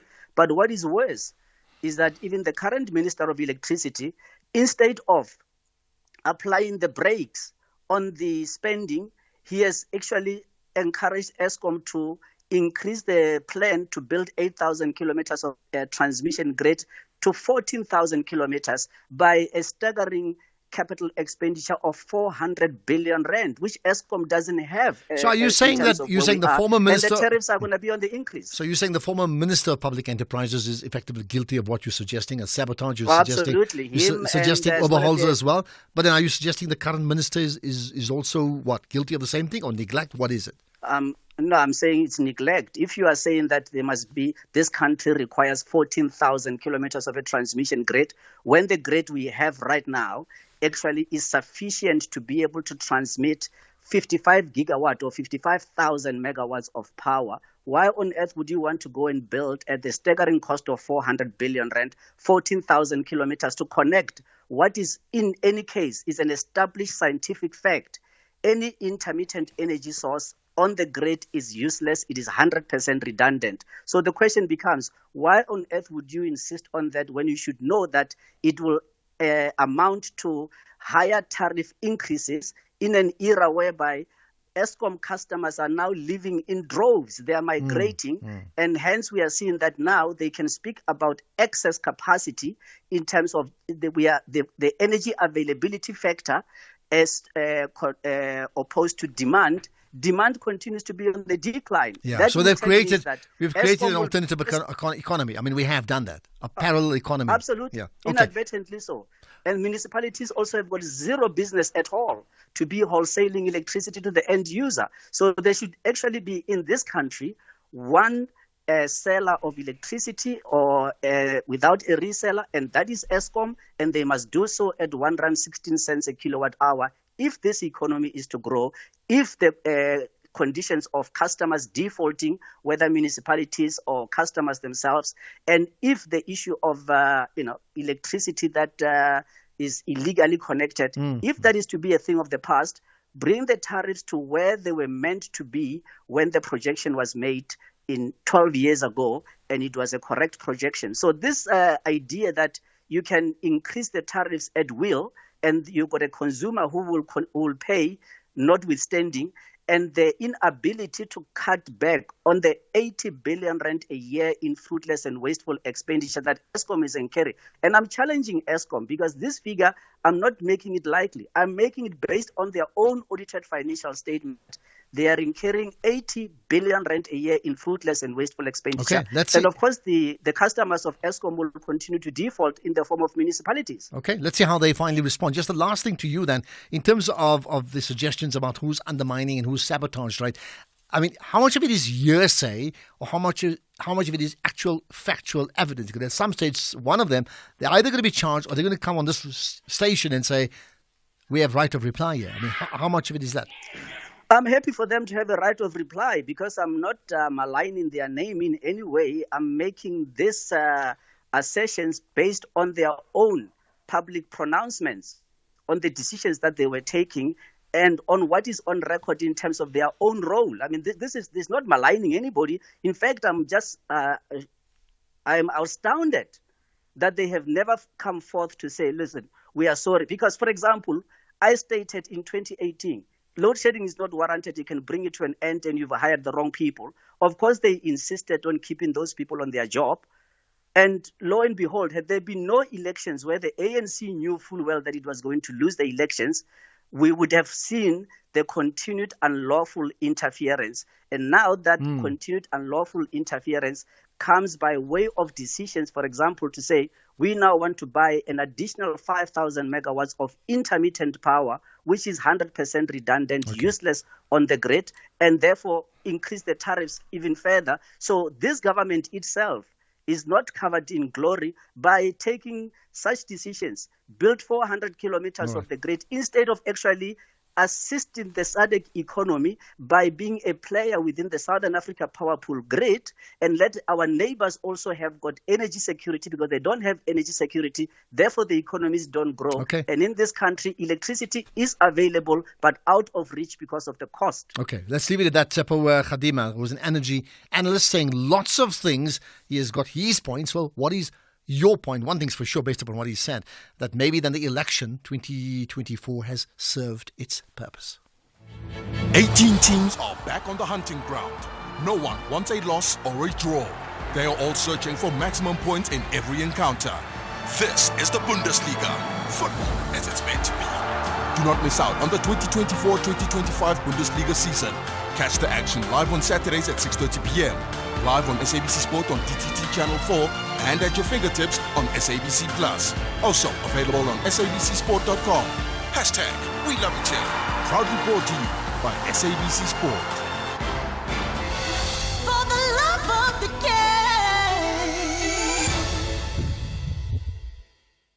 Here he comes. Hello, guys. You're so dramatic. Hey, bro, it's not me. It's the extra styling kit. The leather seats with the red finish. It's the tow bar, all coming standard with my red Isuzu badge. Wow, now that is extra. Why be standard when you can get the all-new Isuzu D-Max X-Rider from just 8,742 Rand. Prime less 3.5%, 0% deposit, 40% balloon, and 72 months to pay. Get yours today. Finance is subject to approval. Isuzu Finance, a product of Westbank, a division of First Rand Bank Limited, an authorized financial services and registered credit provider.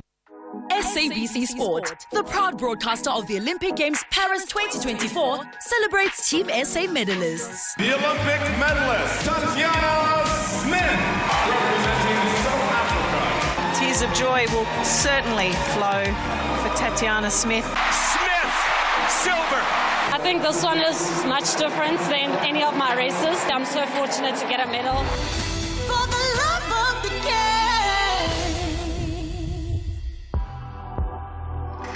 Ashraf Garda on SAFM. I saw a video a few days ago about a whole lot of lions in the street at Kruger Park. And I saw the guys all waiting, fussing about the lions. And they were not moving away from the street. And at some stage, one of the cars decided that they needed to move on. And the only way they could do that, according to them, was sort of bump the lion. I was shocked. I asked my wife about it. I said, what would you do, Jamila, if you were in a situation where you watched lions in the road and then you had to wait, and then after 2 hours you had to move on? She said, well, I'll take a U-turn. Never thought about that before. It seems pretty obvious to me. But that clearly was not the case with that car that bumped that lion. There's been this massive uproar. There's been response now from the parks authorities relating to that. Isaac Patla with me. Ike, of course, is the General Manager of Marketing and Communications at Kruger Park. Ike, good chatting to you. Of course, my former colleague here on SAFM. How's it, man? I'm all right, thanks, Ashraf, and good afternoon. Goodness, I haven't seen you just far too long, right? Anyway, Ike, you've issued a statement, I understand. What does the statement say? Firstly, let me explain that we received from a journalist, the video from a journalist, and we opened it, and at some stage realized that the number plate was visible. And then we requested more details as to whether this was in the KNP or not. And once we established that the car had come in through Crocodile Bridge, we then gave it to our authorities who are in the traffic section of the management of the Kruger National Park. And they traced the car to the owner, and currently they are busy finalizing any punitive action that they're going to take against the individual. But the way that we are dealing with it is we gave it to the right authority to investigate and do, as you rightfully say, we don't know the context, because the other thing that we watch is the car moving towards those lions. But we don't know if the road was closed for too long on both sides, because in sightings we always encourage people to at least leave one section of the road open for those who are in a hurry. Yeah, inevitably that may happen, right? But so, in terms of what you saw, I understand there's a legal issue that will take its course, but in terms of what you saw, you could see it wasn't a hard bump, but it was a bump, right, of a line. What happens in a case like that? Well, it's unique because we haven't heard that the cases that we've dealt with are of people having killed an animal while they are speeding in the park. And in that way, we issue a banning for a certain period of time, coupled with a fine. Seeing that, it will be judged by those who have the responsibility, and they will give us an update as to what action they're going to take against the driver. Are you amazed at the public outcry? Because I've seen it's massive. We did see that, and the people are right to some extent to get angry, because you always have to exercise patience when there is a sighting, which is very rare in some instances for people. It's not that everybody has seen a lion before at close range. This might be an opportunity for somebody who's coming here to the park for the first time, and they are enjoying the sightings. And once you disturb those lions, they're going to go back into the bush, and therefore denying other people to have that experience. Exactly. They were, as you said, they were like literally not sleeping, but they were walking in the middle of the road, but not going anywhere, which is, just visually just fascinating, right? So you're saying that there's an issue. The law will take its course whether you're going to actually charge him him. I'm not saying him, her. I don't know. That the driver on what grounds would they be charged? Charged for what?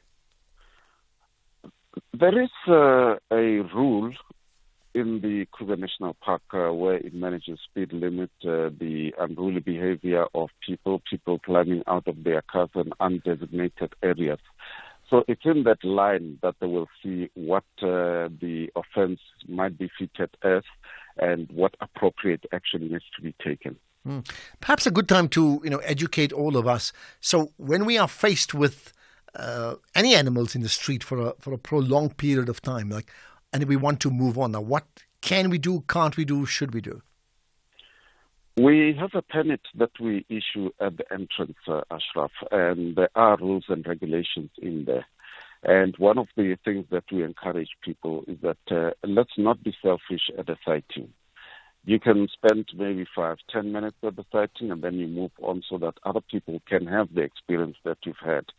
And it's in that context that we try and make sure that people enjoy their stay while they are in the park and be courteous to other people. Because if you're going to bump an animal like that and it goes back into the bush, those that are coming behind will never be able to do that. It might be in a thicket under a tree, and maybe they can just see the ear flipping, instead of seeing the entire body. Besides, the animal may be hurt. I mean, and that's a big issue in the context of this. But what happens in a case where that they've taken over the entire road? You said ideally keep one left side, right side of the road free for drivers to sort of move on. But let's assume, and I think in this case, to be fair, the Lions, I think they took over both sides of the road. They dominated the entire road. So what happens in a case like that? What are the options for a driver who wants to move on? You have to be very careful and courteous as well to the animals. Remember, they don't know the rules of the road, and we are in their territory. So patience and also using your common sense that this is something that I can do. We know that you might be in a hurry, but if you wait patiently behind another car, that will see you are in a hurry, or you flick lights, or just gesture and tell people, I'm in a hurry, this is where I'm going. Because if people also arrive late at the gate when they're supposed to exit, Ashraf, it's also going to be another problem. They have to pay a fine of 2,000 rand. And others would like to avoid coming late at the rest camps or going out of the gate entirely because of the steep fines that we issue.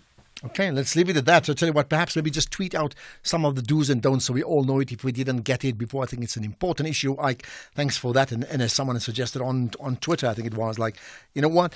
We are entering their space. They're not in our space. So we need to learn the rules of their kingdom and not the other way around. And it seems like we somehow don't get it. We are simply visitors observing them in their spaces. Ike Patla, thanks for your time. General Manager for Marketing and Communications at the Kruger Park. Let's get to the news headlines now. Here's Utsile Saku.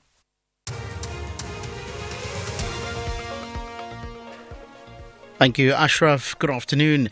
The family of Moradi Cholota has expressed disappointment after the Bloemfontein Magistrates Court postponed her bail application to tomorrow. This follows the state's request that it be postponed as they need to prepare to answer Cholota's affidavit. A COVID-19 personal protective equipment contract worth over 200 million rand awarded to Nkanu Projects and Supply has been declared invalid by the special tribunal. And the mayor of the historic Greek town of Marathon, northeast of Athens, says it's engulfed in flames from a spreading wildfire and is facing catastrophe. A full bulletin at 5 o'clock. SAFM, guiding you through the rush hour traffic. Good afternoon. Starting off in Gauteng, the M1 southbound in central Johannesburg is slow moving towards Crown Interchange. In Pretoria, community unrest at Easterus has road closures and diversions possible, and Eskom Pahleli Drive northbound has delays towards Mood Street. In KZN, the M4 southbound has a crash before Bayard Road Bridge. Kassir Road in Hillcrest has roadworks with traffic restrictions between the M13 and N3 highways. And the N3 in Van Riemen's Pass has roadworks with traffic restrictions between Pyramid Hotel and Van Riemen Village. In Cape Town, the M3 southbound is queuing at Rhodes Drive, the M5 southbound is slow moving towards Racecourse Road, and the N1 outbound slow moving towards Okavango Road. With your traffic update, I'm Irma G. This is SAFM Sports with Doming Kapele. To me, you're talking rugby, right? And after that fabulous win on Saturday, what more can we expect? Listen, it's bad news for the Wallabies because now they've lost 3 of their players due to injuries from that game ahead of the second test against the Springboks. Filippo Dugunu is the most serious, suffering a fractured fibula in the opening minutes. Locks Nick Frost and Jeremy Williams also picked up concussions on Saturday, with Frost's eye nearly closed shut as he wore the scars for a tough contest. Meanwhile, Williams lasted just 12 minutes before suffering the head knock and will miss the Wallabies' return to Western Australia amid the 11-day stand-down policy. Meanwhile, in netball, baby Proteas coach Precious Mthembu says uniting the newly selected squad will be the first step to take ahead of the national championships and the series against Malawi in October. The 15-player squad was announced by Netball South Africa President Cecilia Molokwane from the intense trials held at La Squall Constantia Park in Pretoria over the weekend. And Mthembu says testing the squad against Malawi will put the team in motion ahead of the Youth Netball World Cup next year. Is playing the series against Malawi, and then for moving forward, they will be playing the Spar National Champ as a team. I think it's just a journey that we need to start getting the girls being in unity and getting to the stage or the phase of being in the motion of being in the World Cup journey. And so I think I think the most important one is the series against Malawi. Malawi did put up a good fight against us in the qualifiers, and I think they want to try and test themselves against us, but we have a totally different team to the one we had in the qualifiers, as we lost some players because of age. But I think it will be good, a match for us. In football, Tottenham midfielder Wes Bissouma has apologized for a severe lack of judgment after posting a video of himself inhaling nitrous oxide. Now, Bissouma reportedly uploaded clips of himself using the Class C drug, widely known as laughing gas, onto social media site Snapchat last weekend. And now he faces an internal club investigation and an anxious wait to discover if further punishment could be on his way. In cricket, Proteas captain Themba Bavuma ruled the last sessions in their drawn first test against the West Indies due to bad weather at the Queen's Park Oval in Port of Spain before the start of the test. Bavuma said that he expected the weather to be a huge factor over the 5 days, and indeed it would have had a big impact. The weather affected the test as it wiped out many sessions and caused disruptions that hindered flow of play. The Proteas did their best to walk away with the result yesterday, which was day 5 of the test. They batted quickly and declared early so the bowlers could have a chance of getting 10 wickets, but at the end of the day, time was not on their side. Finally, in UFC, Dricus du Plessis and Israel Adesanya will have a showdown for the middleweight world championship when they meet in the main event of the UFC 305 set for the RAC Arena in Australia on Sunday morning. Du Plessis won the middleweight title in January this year when he claimed a split decision triumph over Sean Strickland in Toronto, becoming the first South African to win a UFC champion. The Nigerian-born Adesanya is a former 2-time middleweight champion but lost the title to Strickland via unanimous decision in September last year. However, he is nonetheless considered one of the all-time greats in the division, and Du Plessis believes that a win over the last stylebender would see him become part of that conversation. On that note, it's a wrap from my side. I'll have more in the next hour. Listen, I want to ask you, what do you make of our 6 medals? I know we had this chat before, 6, 10, 3, blah, blah, but now that we've got 6, of course we're thrilled. Of course, we are thrilled. obviously, obviously, we can do better. Or what? I did say we should try to at least get up to 10 because the most that we've had is 10. But they've done well. Let's say they've done well. Obviously, they can do better. However, 6 medals is better than nothing. True, but the medalists did well. Did South Africa do well? I'll give my thoughts about that. Okay, maybe I'll share some of my thoughts on that later on too. Okay? Alrighty. Appreciate it. There we are. More sport in an hour. The world's best cooking show is finally here. MasterChef South Africa Season 5. You'll meet 20 talented home cooks from around Mzansi, noma uphumaphi, and no matter your favorite dish, see if the chefs can handle the heat in the kitchen in a race to be crowned MasterChef South Africa. Every Saturday, 7:30 p.m. only on S3 Channel 193. MasterChef South Africa, the world's best cooking show, proudly sponsored by Pick n Pay. SABC Sport, the proud broadcaster of the Olympic Games Paris 2024, celebrates Team SA medalists. Alan Hatherley of South Africa, as he steps up to receive the bronze medal at the Paris 2024 Olympic Games. He is the first South African medal in cycling since 1912. Rudolf Lewis won the individual time trial. Congratulations, Alan Hatherley. Your country is proud of you. For the love of the game.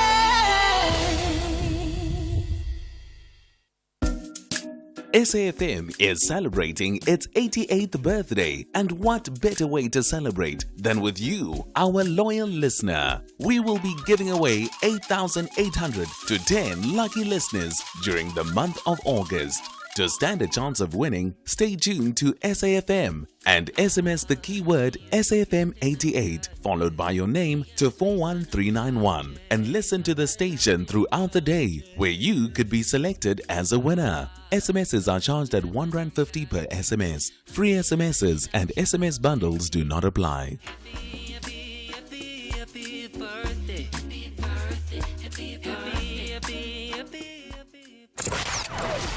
Economic news on SAFM. Facts and figures you can count on.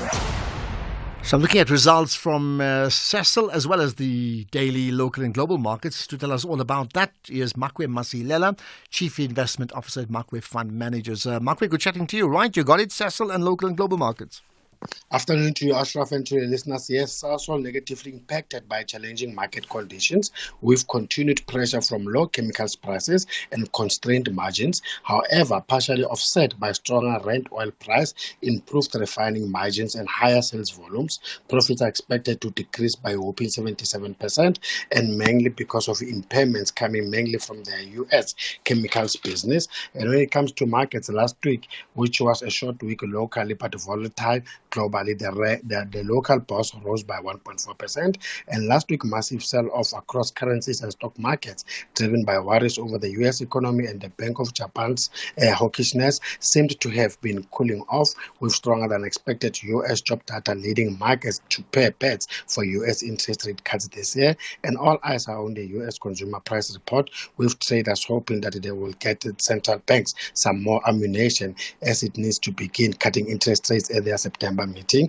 But for now, Ashraf, the bet is for more volatility, and expectation for rate cuts have been mounting fast, and bonds do very well in that kind of environment. And the age-old relationship between equities and bonds, where fixed income offset losses when stocks fall, had been thrown in doubt in recent years, but now it seems to be coming back. Oil prices doing okay because despite OPEC saying that they are cutting their demand focus for this year, elevated Middle East tension are helping oil prices up 1% at $80 a barrel, and hopes of interest rate cuts and brewing geopolitical tensions are helping the yellow metal to continue to shine, up 0.7% at 2,448, platinum up 1.6% at 940, the Dow is down 0.2, S&P up 0.2, tax flat, FTSE up 0.4, CAC just like the JSE down 0.3%, the rand firmed almost 0.7% against the US dollar, is now 18.20, 23.23 to the pound, and 19.87 to the euro. Right, thanks for that. Mark, we'll chat again tomorrow, but another round of markets coming up, updates that is, in another hour's time with Jimmy Moyaha. Right, let's get to some of your voice notes as well and get your calls too. And I've asked this question: should South Africa make a pitch to host the Olympic Games? We tried once, we failed. Should we make a pitch? I see Rohan saying, Ashraf, a country can't do that, a city can. Rohan, I think you're right, yes and no. In a sense that, yes, ultimately the bid is given to a city like Paris, for example. But even in South Africa, for Cape Town to bid to host it, there was a three-way competition internally, and then Cape Town won the bid for South Africa. Then it was, and it has to have the support of SASCOC, the National Olympic Committee, and the support of the entire country to be able to afford the financing of a bid. So therefore, that's what I'm saying. You could have a city, but in reality, the impact is nationally. And besides that, games like football are played in more than one city. That I'm sure about, even at this current Olympic game that just ended. Okay, some thoughts on the Olympics. Here's another.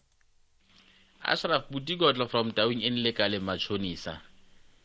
This thing of the Olympics, Olympians going to the Olympics after 4 years and not delivering as much as we would have expected them to, is a real concern. The question is, what is that needs to be done by the Olympic Committee or Olympians to ensure that in future they improve from what they have achieved? I thank you. Well, there you are. Okay, I think I'll share my thoughts pretty shortly. I want to just add my bit on that issue. Here's a comment on the justice system. Good afternoon, Ashraf. The team, happy Monday. It's very disappointing to see our justice system failing ordinary South Africans. Morali Cholade's rights are violated by our justice system. Her 16 co-accused never spent a single day in cells. But because she's not a politician, she has to suffer. She had to be mistreated by our justice system. Okay, well, I'll tell you what, let's see how that one plays out. Do you think, as some have suggested, she's been treated like a terrorist or more? Got that one. Here's another one I want to just pick up on the issue that we just discussed right away before I get to Mike from Newlands on load shedding. In fact, no, load shedding being like load shedded there, so we'll get to that one in a moment. Let's get to Mike's thoughts. Mike in Newlands, hi. Conversation recently about Pretoria Girls High, and we were both very frustrated. Let me give you the highlights of a report that I just received. Apparently what happens is this: the Department of Education in Gauteng looks for a school where they have potentially racism. In this case, they managed to find a school called Pretoria Girls High, which happened a year ago.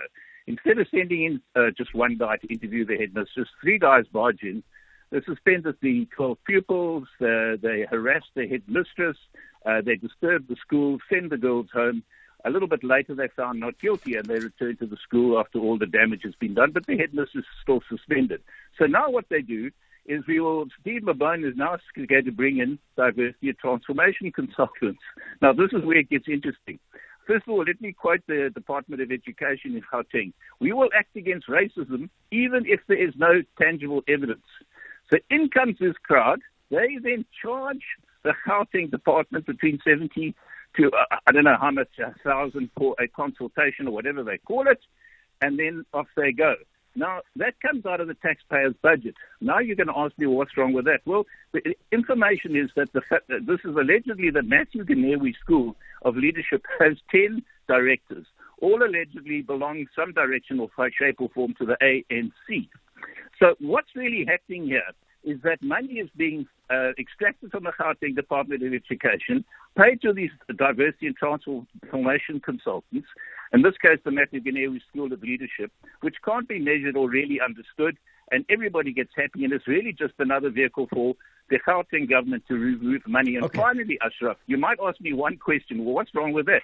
Well, the annual report of the Matthew Ganewi School, since 2021, they have not produced a financial balance sheet, and currently SARS is on their case for 106 million. Now, should really we be doing business with an organization that hasn't produced an annual report with taxpayers' money? Okay. I just got to bring that to your attention because I think it explains the scam and how it all happens. Okay, let me say this. I won't comment only because we're short of time, but in the meantime, I'll get Keys and Timber, my producers, to make a note of what you've said, and let's follow up on that story because it's certainly a story that can't go away. We need to find out more about what exactly has happened. And I agree with you. If there's no evidence, why would you then, what does it mean by there's no evidence, but we're going to charge them for racism or investigate for racism? Like, it's a bit of a contradiction. It does sound rather messy to me, Mike. I certainly get that. Thanks for that. Right, Sam in Durban, hi. Ashraf, hi. I just want to comment about the Olympics. Yeah. I think I heard a few comments from your listeners. I think the bottom line here, if we don't get the basics right, and the basics is schools. When we were in school in the 80s, we did all the sport, fields and track events. And if the schools are not catering or making an attempt to get these kids into the various different facets of sport, be it field or javelin or high jump or whatever it is, we're going to go nowhere. And also, the Minister of Sports, hopefully now it happens, that he allocates a budget towards these things as well. And then you've got big corporates that only sponsor big events. And again, the state schools, many schools don't have the facilities that the private and Model C schools have. So that's why the Europeans always outperform the Africans, including the Americans and British, etc., because we don't have the basics in place. Well, I agree with you. They drive it. Universities, they pay 100,000 for an event. 100,000 people in the stadium for an event. Okay. So we're far from that. Well, I mean, okay, I hear you. We are far from that, and I think the evidence suggests that. Thanks for that call, Sam. In fact, let me give you my quick thoughts on this issue, right? So I hear people have been saying on certain platforms to say, what a celebration. We've got 6 medals, which is 100% higher than the 3 medals. But as Tumi has said, in fact, we got like 10 a long time ago. Now, my question is, I think, did we get the medals because of South Africa? Or did we get the medals because of the singular-minded determination of the individual athletes and their coaches? Once the talent was seen at high school, that they sacrificed everything to get what they've got.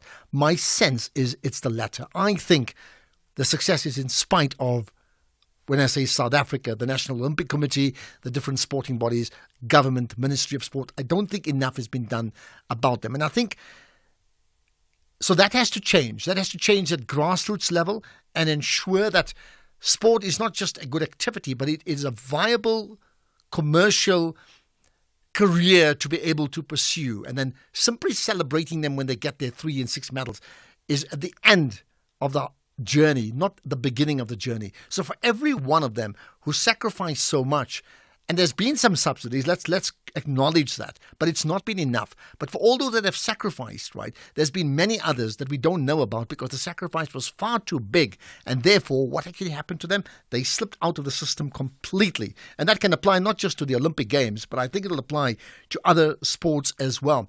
The key thing for me is, if you look at this, that I think it is really difficult to win a medal. Let's concede that. No country does you a favor and just says, yeah, we like you, we're going to give you a medal. It's incredibly difficult. And by and large, the medals reflect the economic powerhouses of the world. The top country, United States, China, Japan, Australia, France, Netherlands, Great Britain, South Korea. Italy, Germany, New Zealand, Canada. Can you see that? There's a clear correlation between economies and the medals.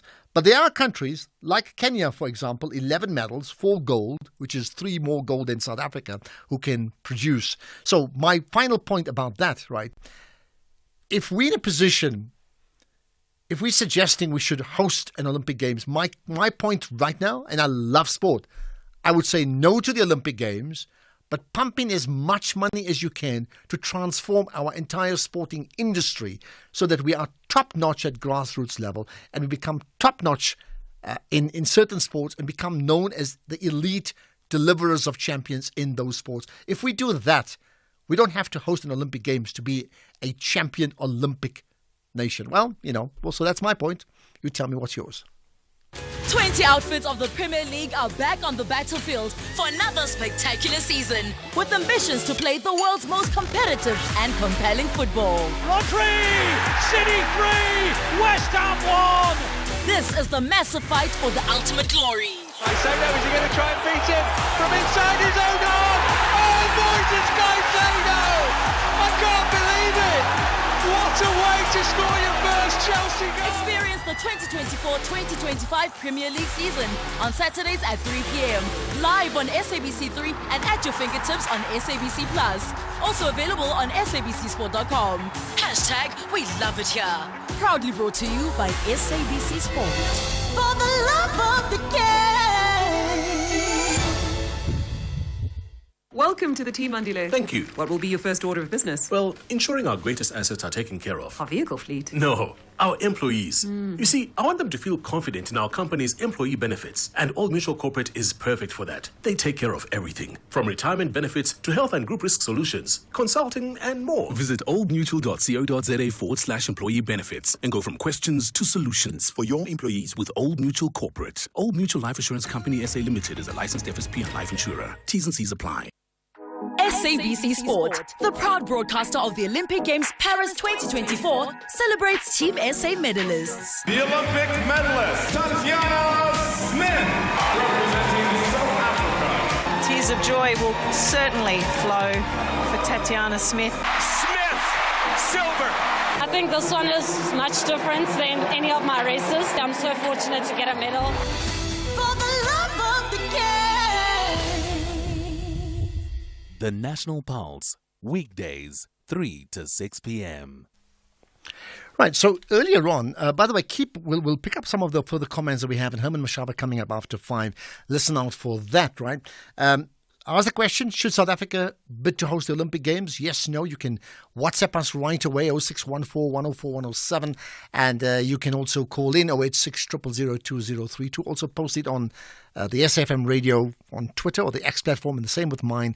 There are 2 vote lines there. Talking about WhatsApp, we've started a WhatsApp channel, right? So how about you joining that channel for you to be able to get alerts of the show every single day? We'll start sort of upscaling it imminently. If you want to just WhatsApp us, say, I'm in, right? 0614 104 107. Join the, in this case here, the In the Spotlight, specifically WhatsApp channel. Right, let's talk about other issues that we need to cover. Now, this morning, in fact, I asked this question. How many of you are in the jobs that best reflects your purpose?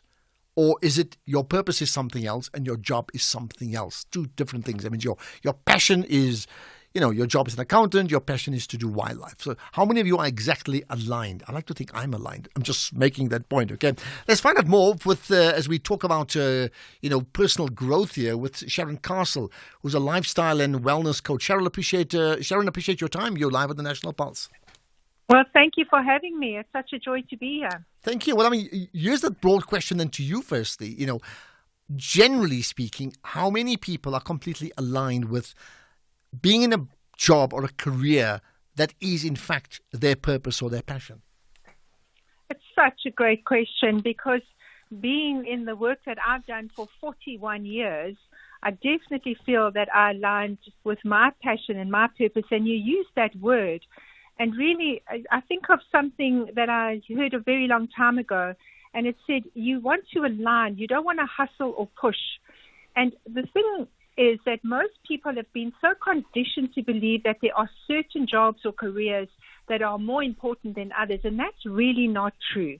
Because if you're doing something that you love to do, you'll want to do it every day, and you'll want to wake up every morning, and you'll want to dive into your work. And the sign for you is if it feels like a drudge and you have to drag your heels and you're wondering how you're going to get through the day, you're definitely not aligned.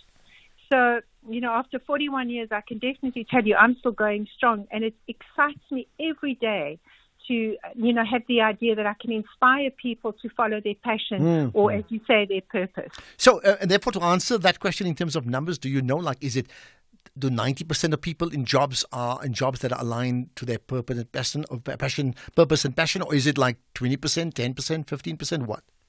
I wish I could give you the stats. I'm not sure that many people have done that study. But from the people that come through my Mindset Coaching Academy, I'll tell you that it's not a large number. Most of them are really worried about their futures. And if you're worried about your future, it's clear that you're not, following your passion, because there's no worry, there's no concern. Yes, there's sometimes you feel like you've got to do a little bit more and you wonder about the balance. But when you are working the way that I do every single day and helping people to see that there is something that they were born with, everybody has the sense of where they need to step next. And ignoring those little nudges and those little signals means that you're probably pushing and driving and striving a little bit too much. And success can be, and I'm going to use this word very lightly, effortless. It doesn't mean that you're not doing anything, but effortless in the way that it really feels such a joy. and you want to just continue to do it. And it doesn't matter how much of it you do, you never get tired of it. Now, So if I had... Yeah. So I would think that if, many of the people listening today, their priority would be like, I just want a job. Like that's priority in a country with massive unemployment, right? So that's the first part. Just get a job. And even if you don't like it, just get a job. That I get, right? The second part is, so then go back to our point. Once you've got the comfort of a job, how then do you navigate to be able to get a job to be aligned to your passion? That means, what do you need to do to get that aligned? What are the steps you need to be taking? I love this question, because if you've got a job and you start to just allow yourself to trust that this is a step towards what it is that you want, and the moment you do that, something inside happens to you. And so you start just functioning from that inside out way, and you trust who you are, knowing that as you continue with the job, something will come along and you'll get the nudge. Again, this thinking about it should be better, I should be somewhere else, and that is the thing that makes people really spin their wheels. Just do what you're doing, get the job, get the money, and open yourself up to what every opportunity can give you. Because everyone has got something in them. And I know what you're saying. There is huge unemployment, and it's not just in South Africa, it's global. You know, if you think of everybody as a piece of the puzzle, you have to do something that is going to help someone else. You can inspire other people by what you do. Doesn't matter what it is and how small you think it is. It's an important part of you. So let me give you an following that example. will give you money. So as we get to Newstown, let me give you an example. We spoke earlier about Fly Cefe and their growth. So let's say you're working for them, for example. You're a cabin attendant. That's your job, right? But your passion is to be a game ranger. How are you able to get the two connected? What would you then? You get the job first. What would you do next? Yes. So who's to say that you won't serve somebody as someone that's with that company that might see something in you, or might have a conversation, or you might spot something that they're reading, or they might have a conversation, and it wakes you up to something inside of you. That's the problem. Most people override that little feeling inside of them that says, follow that little breadcrumb trail. Speak to that person. Make that call. You know, all of those things are there all the time. And if people would just understand that you are always being nudged and guided and led towards where it is that you are to step next, not the destination that's going to give you the joy, but a step towards it, because it's never ending. It's the journey, not the destination. And it seems like a cliche, but it is so true. Even for me, after 41 years, there's still more unfolding for me. Okay. And I know that that's the thing I can trust. Let's leave it at that. Thing I can trust. Last words, important words. Sharon Castle, lifestyle and wellness coach. In fact, what we're going to do is do a feature on personal growth every day, every week, at least once a week on a Monday, because it's that important. Perhaps we need to look at the value of social capital. Maybe we'll do that next week. Let's get the news now. It should, in fact, it's 5 o'clock. Here's the news.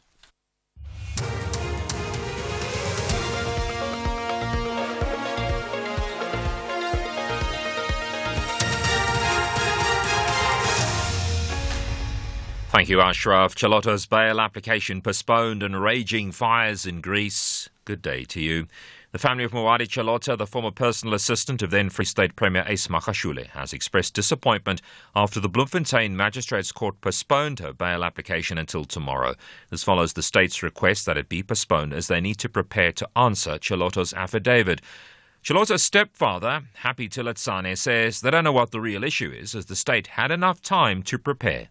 You know that this thing has been in the news for several months and years. They knew it very well. They should have just put the proposal properly. But it's unfair treatment after 4 months being in jail, and today they come and oppose bail. They knew it very well when she was applying with the state secretary in the United States that he doesn't want to come here and all that. They knew all the way. The bad part of it is that we've got now 17 accused, which normally they came here and appear and they got the bail. The SIU's welcomed a judgment by the Special Tribunal to set aside and declare invalid a COVID-19 PPE contract worth more than 200 million rand awarded to Nkane Projects and Supply.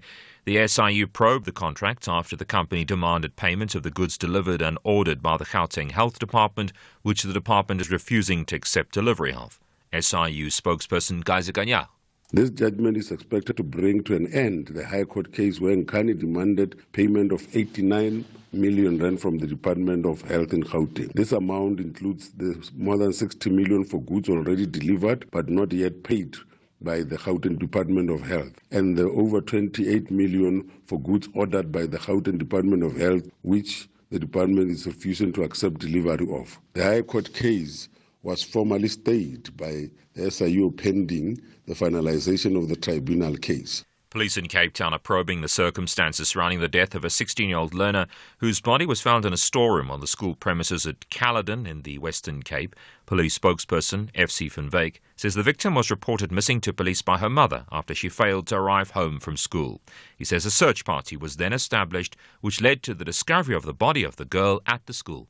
She was declared deceased by medical personnel on the scene. The victim was identified as the missing person. Anyone with information about this fatal incident is kindly requested to contact the investigating officer, Detective Brigadier Leona Nana, on 082 522 2281 or Crime Stop on 08600 10111.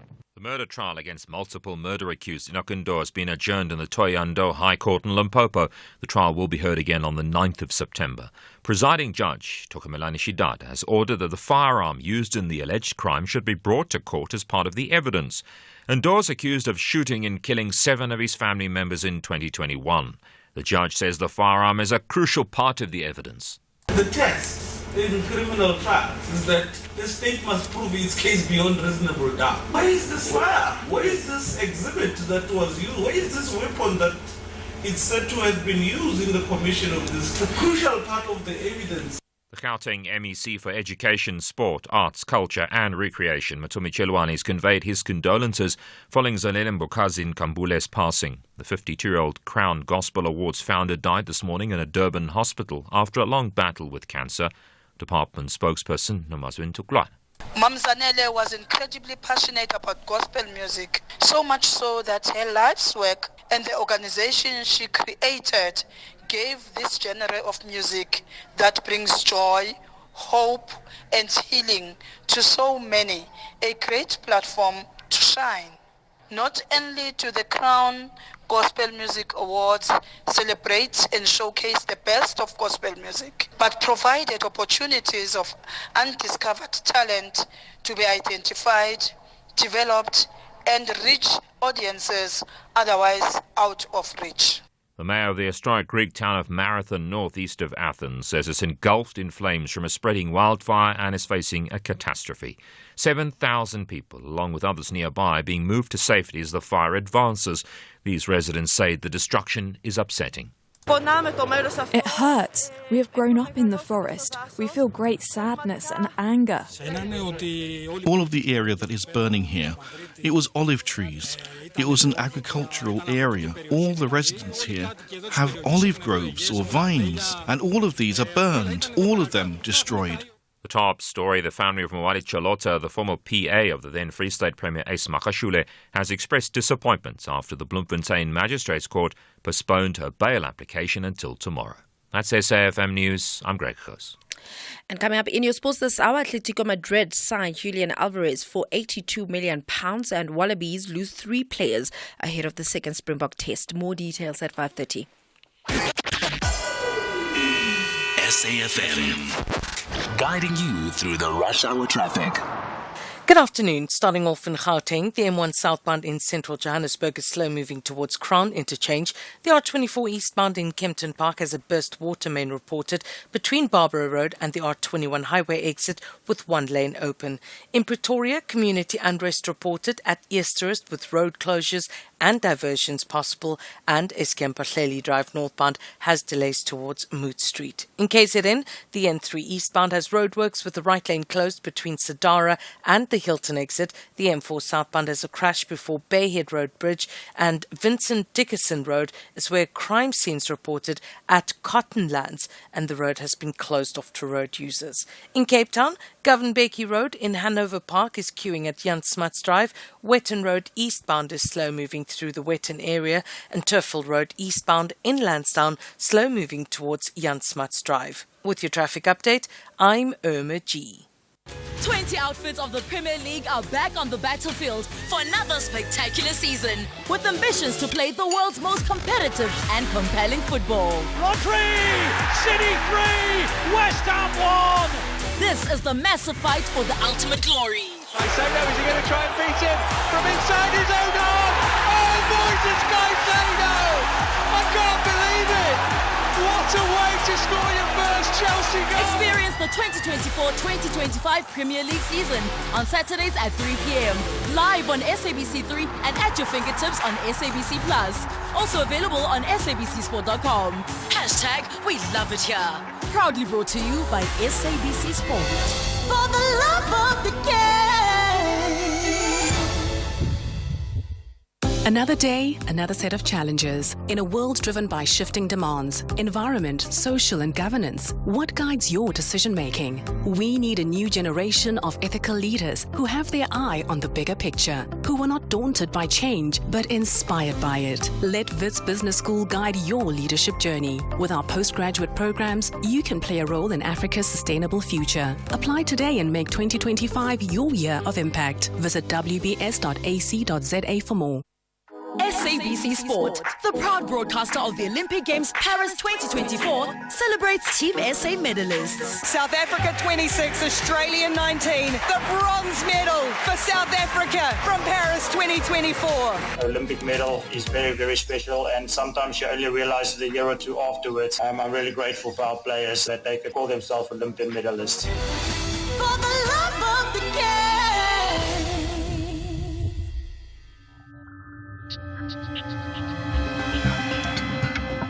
The National Pulse with Ashraf Garda on SAFM.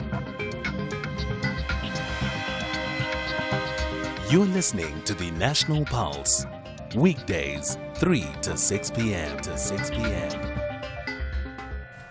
Tell you what, that conversation I had earlier on about, in the personal growth feature, so important about, how many people are in jobs that are completely aligned to their passion and to their purpose. I wonder, I think it probably could be 20-30%. Maybe I'm wrong. Well, if you know, not just numbers, but also anecdotally, maybe how you shifted around to be in a position where you are completely aligned, then I would like to know. You can tweet it out. So you can also tell us where you are when you tweet it out. Just like, hey, I'm listening to the show from wherever.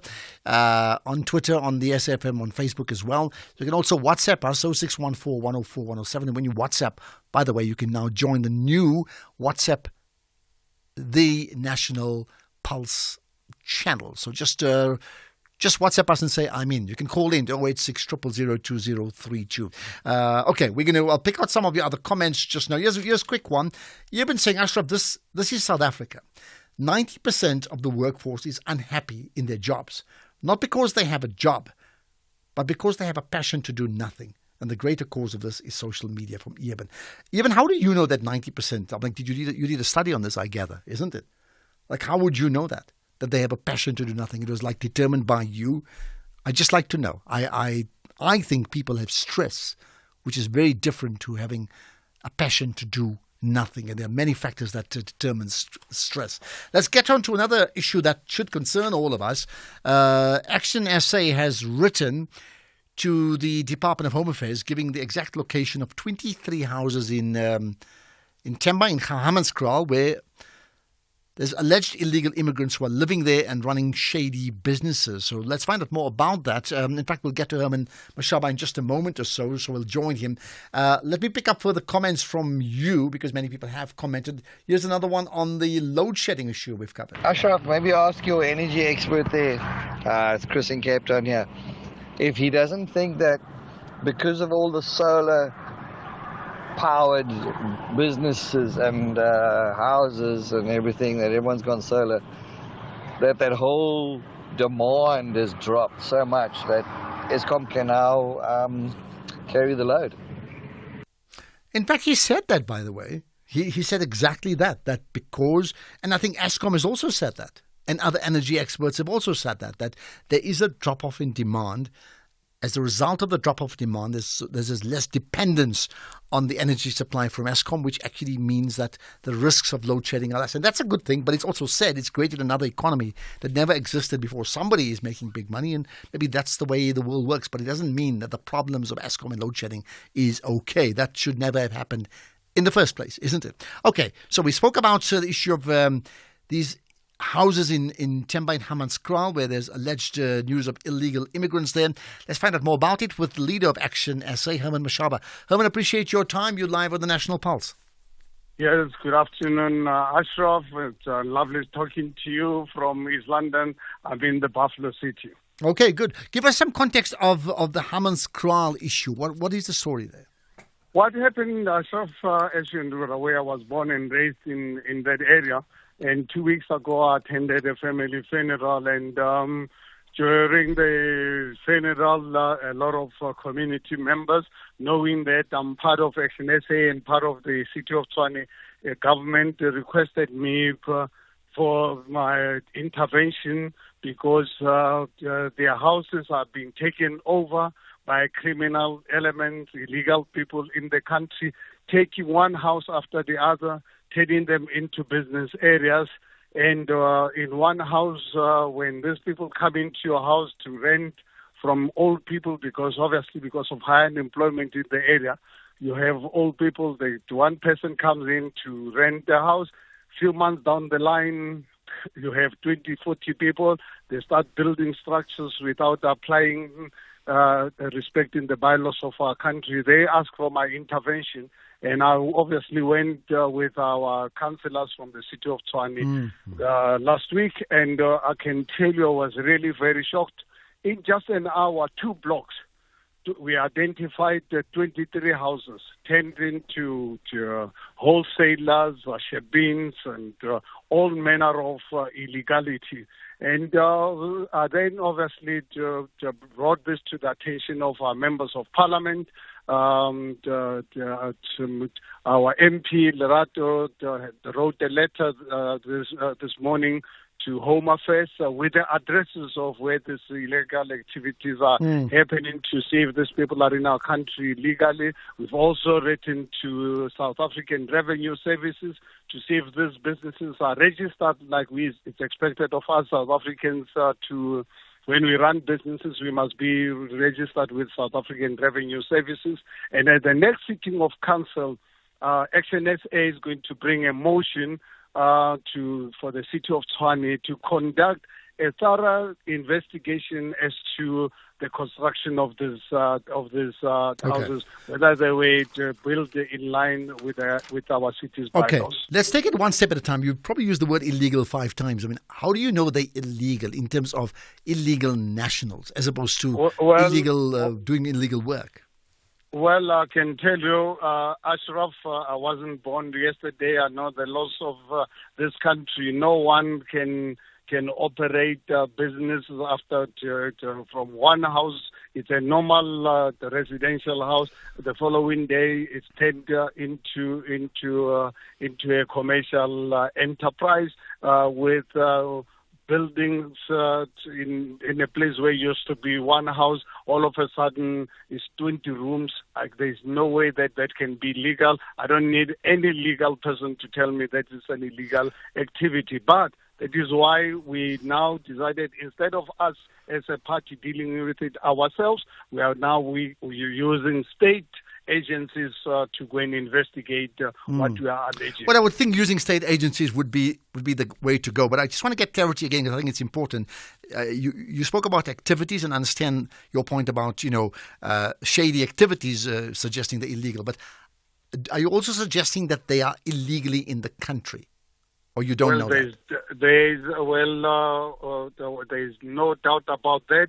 But what we are saying is let us allow Home Affairs. So we've given them the addresses of these people for them to go and investigate. So we're not really saying go and take everyone in Themba. We've given them specific houses, 23 of them, with the actual addresses, because fortunately enough, some of us does understand the immigration laws of this country, that no one can really be in South Africa without getting the necessary papers. However, it's not up to us to verify. Let's give it to Home Affairs Department, the new minister. Let's hope that he's got the commitment and the willingness to actually attend to this matter in the interest of our country. But you are saying there's no doubt about that. No doubt that they are illegal, or no doubt about what? That I can assure you. You can hold me accountable. After the investigation, let Home Affairs go and do their investigation. I can tell you we're going to find 99.99% of those people are not in our country legally. However, let us ask and demand of our law enforcement agencies and our all agencies, including Home Affairs, let them go and do their work. Okay. Now, I've heard, interesting enough, in an area called Homestead Park in Johannesburg a few days ago, something very similar, where there was a house of an Ethiopian national. Now, whether that Ethiopian is legal in the country, I don't know. But anyway, the Ethiopian national had he was using that home, that residential home, effectively to kidnap children and then obviously sell them off to wherever, and somehow by some freakish nature it was uncovered. Now, I just raise that because there seems to be many issues like this. Now, where does the fault lie? The one part is obviously somebody who's illegal in the country shouldn't be here. That's one part. I think that's very simple to say what has happened that's allowed people to just jump in here illegally. The second part is when they are here. What does that say about the policing of our communities and just the general upkeep of our communities, so that we've allowed these type of things to happen? What's your comment on that? Well, Ashraf, unfortunately, the government of ANC over the last 30 years, honestly and truly, they've really let us down. They've really betrayed us as people of South Africa, and we want them to begin to accept that this reality and do something before our country collapses. Because at this rate, I'm afraid we are heading for trouble. Because what happens with these people, they go to an extent of raping young children in these communities. Communities in Temba, why people are asking for help.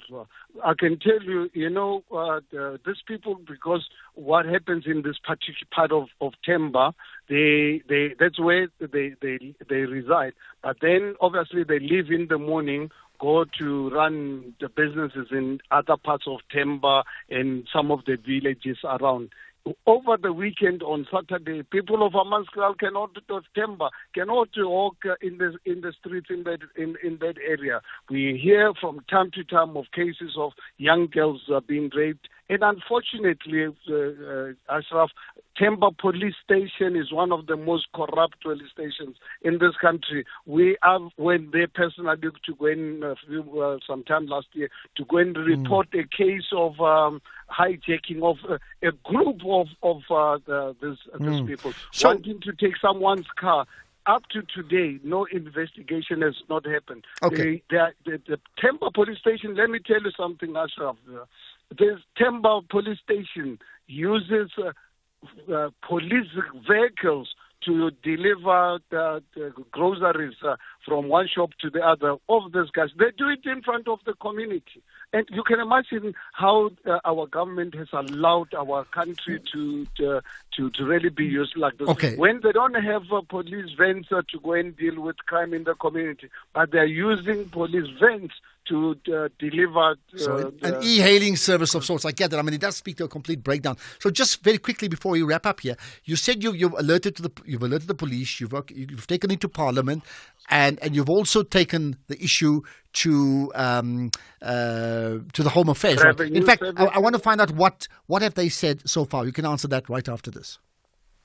Catch the Tastemaster Junior this Tuesday evening at 7 on SABC2. Contestants are taken on a flavor journey and must work in teams to bake a colorful, multi-layered cake inspired by the smooth vibes of a tropical island. Featuring special guest judges Mimi and Holly from Baking with the Rays. That's the Tastemaster Junior, Tuesdays at 7, repeat Wednesdays at 1 and Sundays at 4 p.m. Only on SABC2.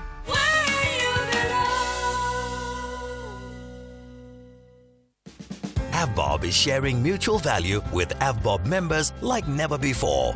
Introducing AVBOB Member Rewards. Qualifying AVBOB members now enjoy even more benefits. Don't miss out on your chance to get rewarded.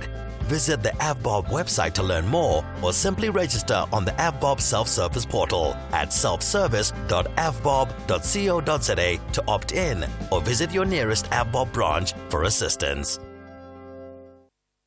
SABC Sport, the proud broadcaster of the Olympic Games Paris 2024, celebrates Team SA medalists. The Olympic medalist, Tatiana Smith, representing South Africa. Tears of joy will certainly flow for Tatiana Smith. Smith, silver.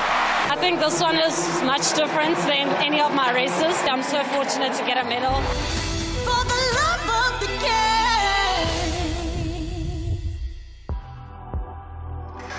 Ashraf Garda on SAFM. Right, let's wrap up with my chat with the leader of Action SA, Herman Mashaba. So, Herman, I put those questions to you. You've spoken to those different entities, including SARS and all the others too. What have they said to you? No, as I said, Ashraf, because the letters went out to them this morning. Okay. And as at the moment, I'm in the Eastern Cape, but fortunate enough, I'm with our caucus leader, Athol Trollip, member of Parliament, and as soon as Parliament goes back to work, him and the team are going to really be dealing with this with the respective ministers. Okay, lastly, that community that uncovered this issue after they alerted you to it, right? What do they feel about this?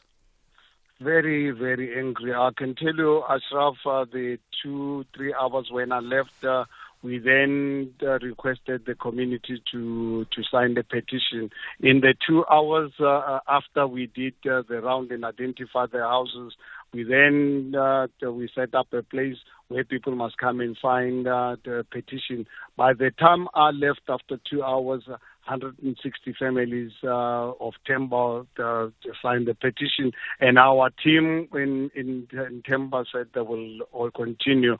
I'm not really sure what the number is, but the number can confirm by the time I left after 2 hours, 160 families have actually signed the petition asking Action SA to represent them. And that's where we can leave it. Appreciate your time.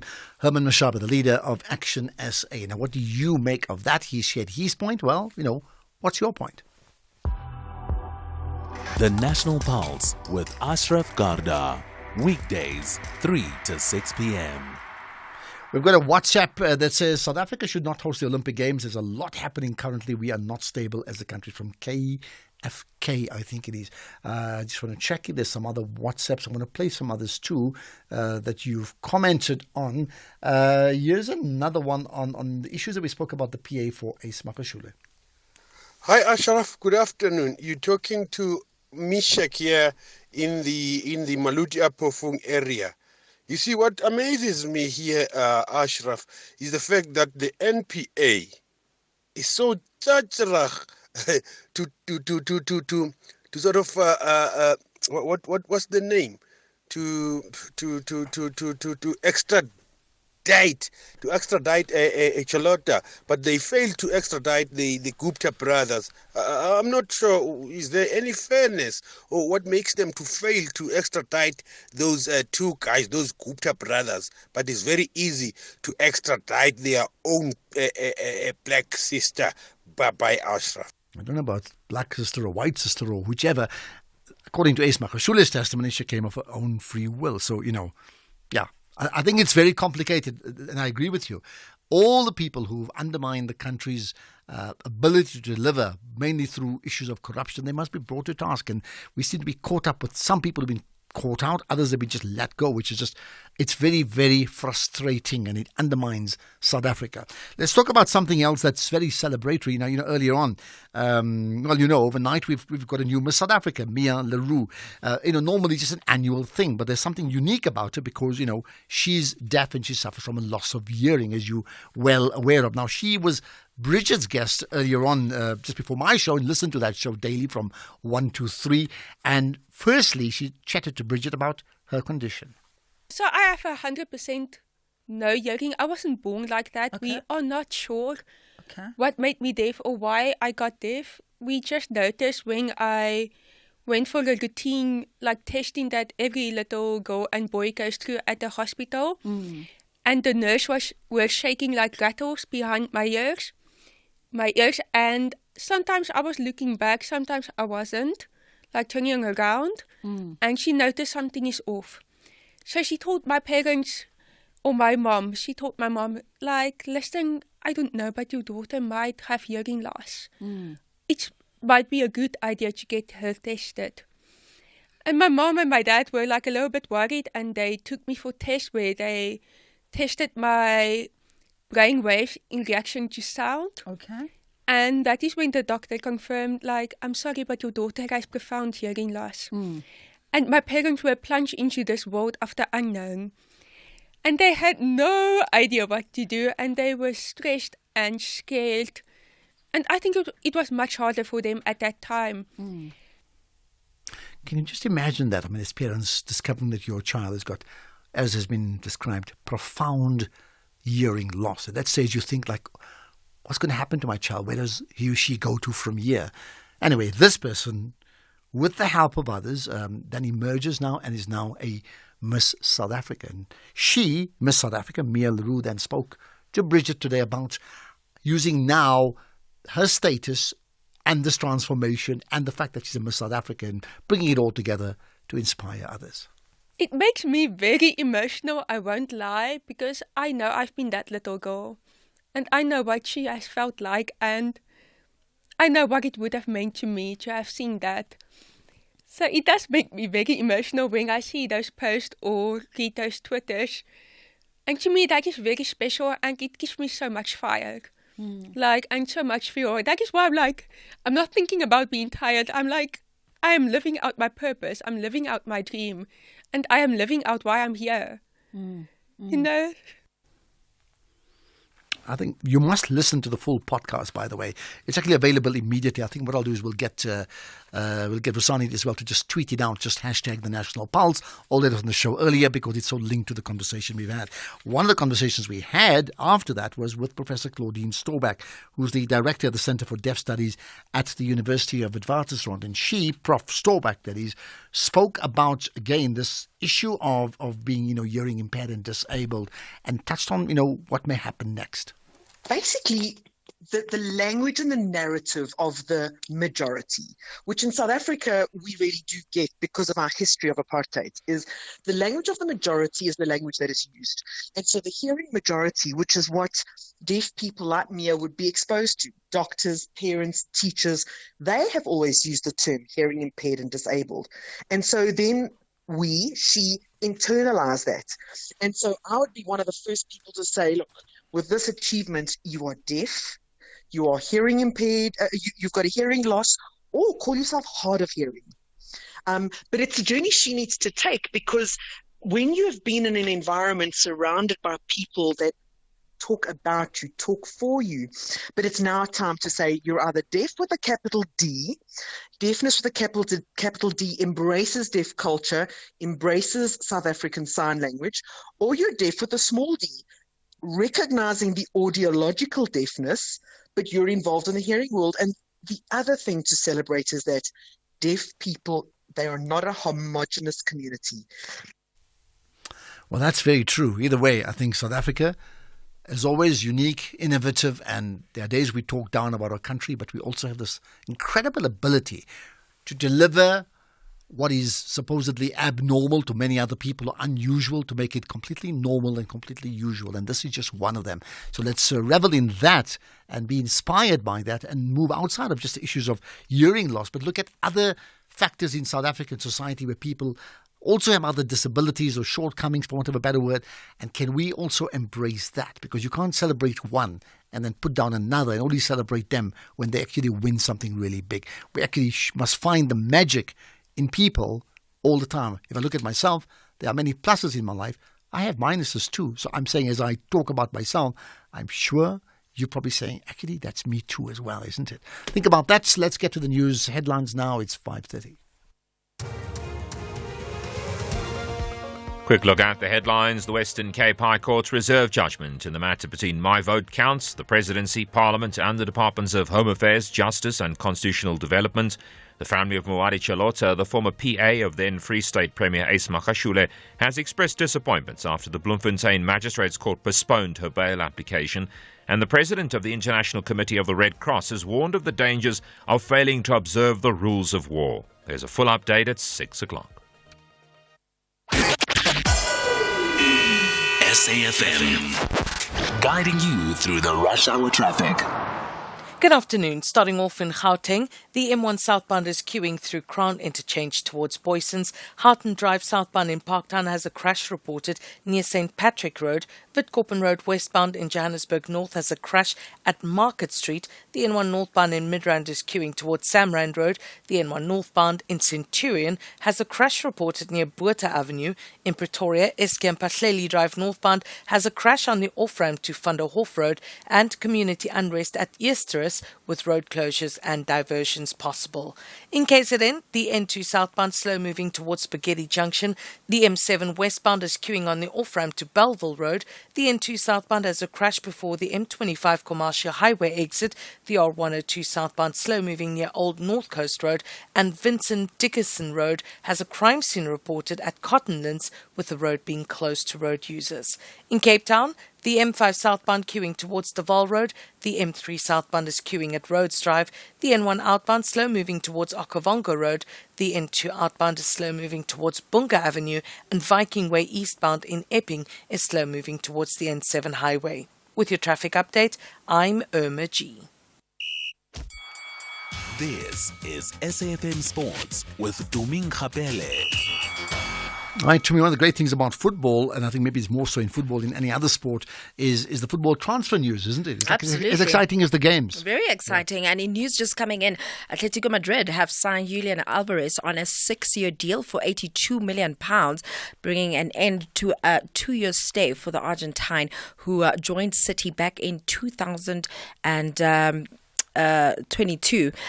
So basically, he just sent out a letter to City saying that he learned a lot from them and he will definitely miss Pep Guardiola as a coach, and it'll be interesting to see how he's going to do that side. But in terms of locally, Orlando Pirates have announced the signing of Stellenbosch FC defender Diano van Rooyen on a 3-year deal with a 2-year renewal option. The former Stellies captain will compete for a place with Bandi Lishandu and Tabiso Munyai in the starting lineup.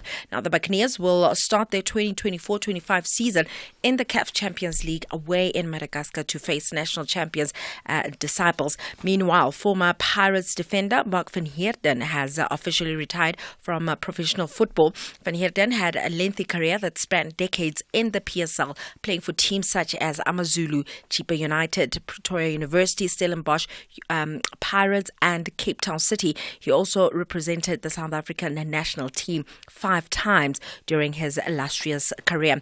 Then there's word that Wera Athletic Club wants Percy Tau. They've actually confirmed that they'd want him to move from Al Ahly. He looks set to leave the African champions after 3 seasons at the club, where he's won 10 trophies with the Red Devils. Then in rugby, the Wallabies have lost 3 of their players due to injuries ahead of the second test against the Springboks. Filippo Dugunu is the most serious, suffering a fractured fibula in the opening minutes. Then Locke's Nick Frost and Jeremy Williams also picked up concussions on Saturday, with Frost's eye nearly close shut as he wore the scars of a tough test. Meanwhile, Williams lasted just 12 minutes before suffering the head knock and will miss the Wallabies' return to Western Australia amid the 11-day stand-down policy.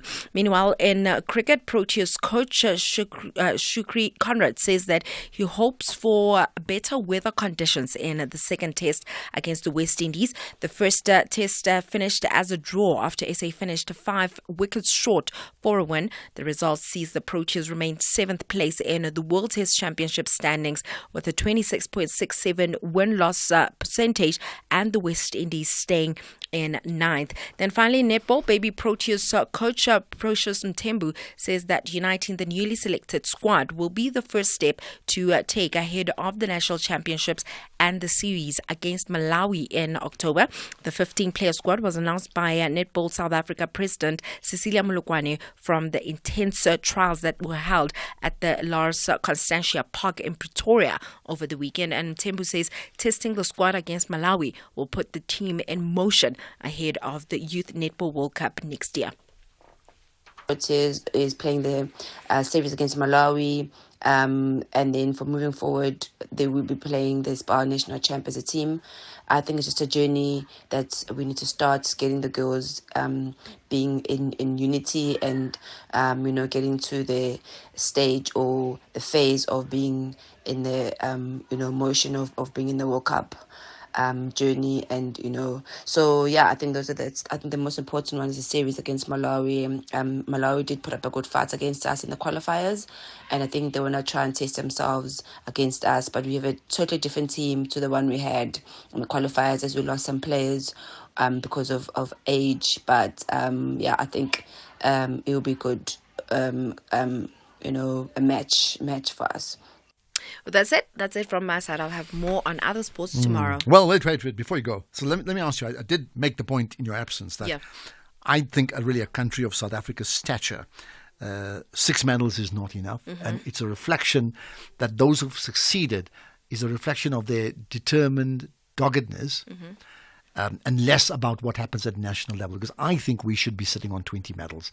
I really think. And I'm also suggesting it's not that easy to win a medal, so I'm not naive about that. And I'm also not naive about the fact that in a developing country like ours, we need to put emphasis on other things.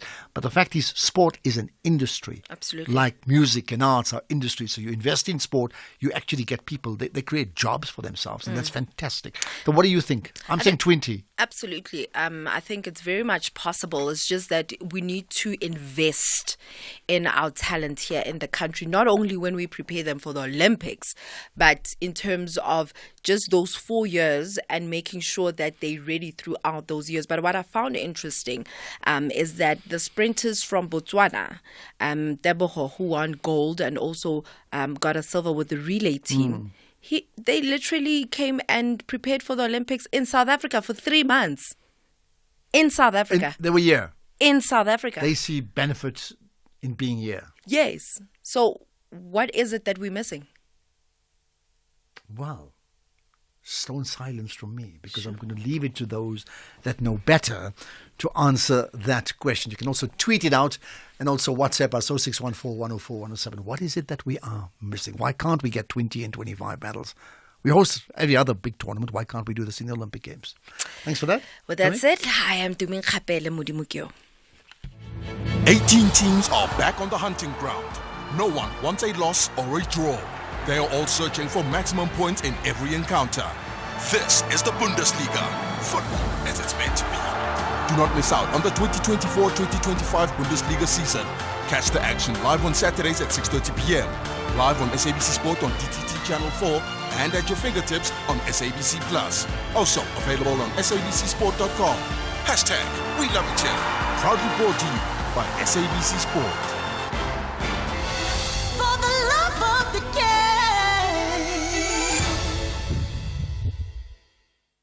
Hey, Mike, congratulations on your retirement. Thanks, Andile.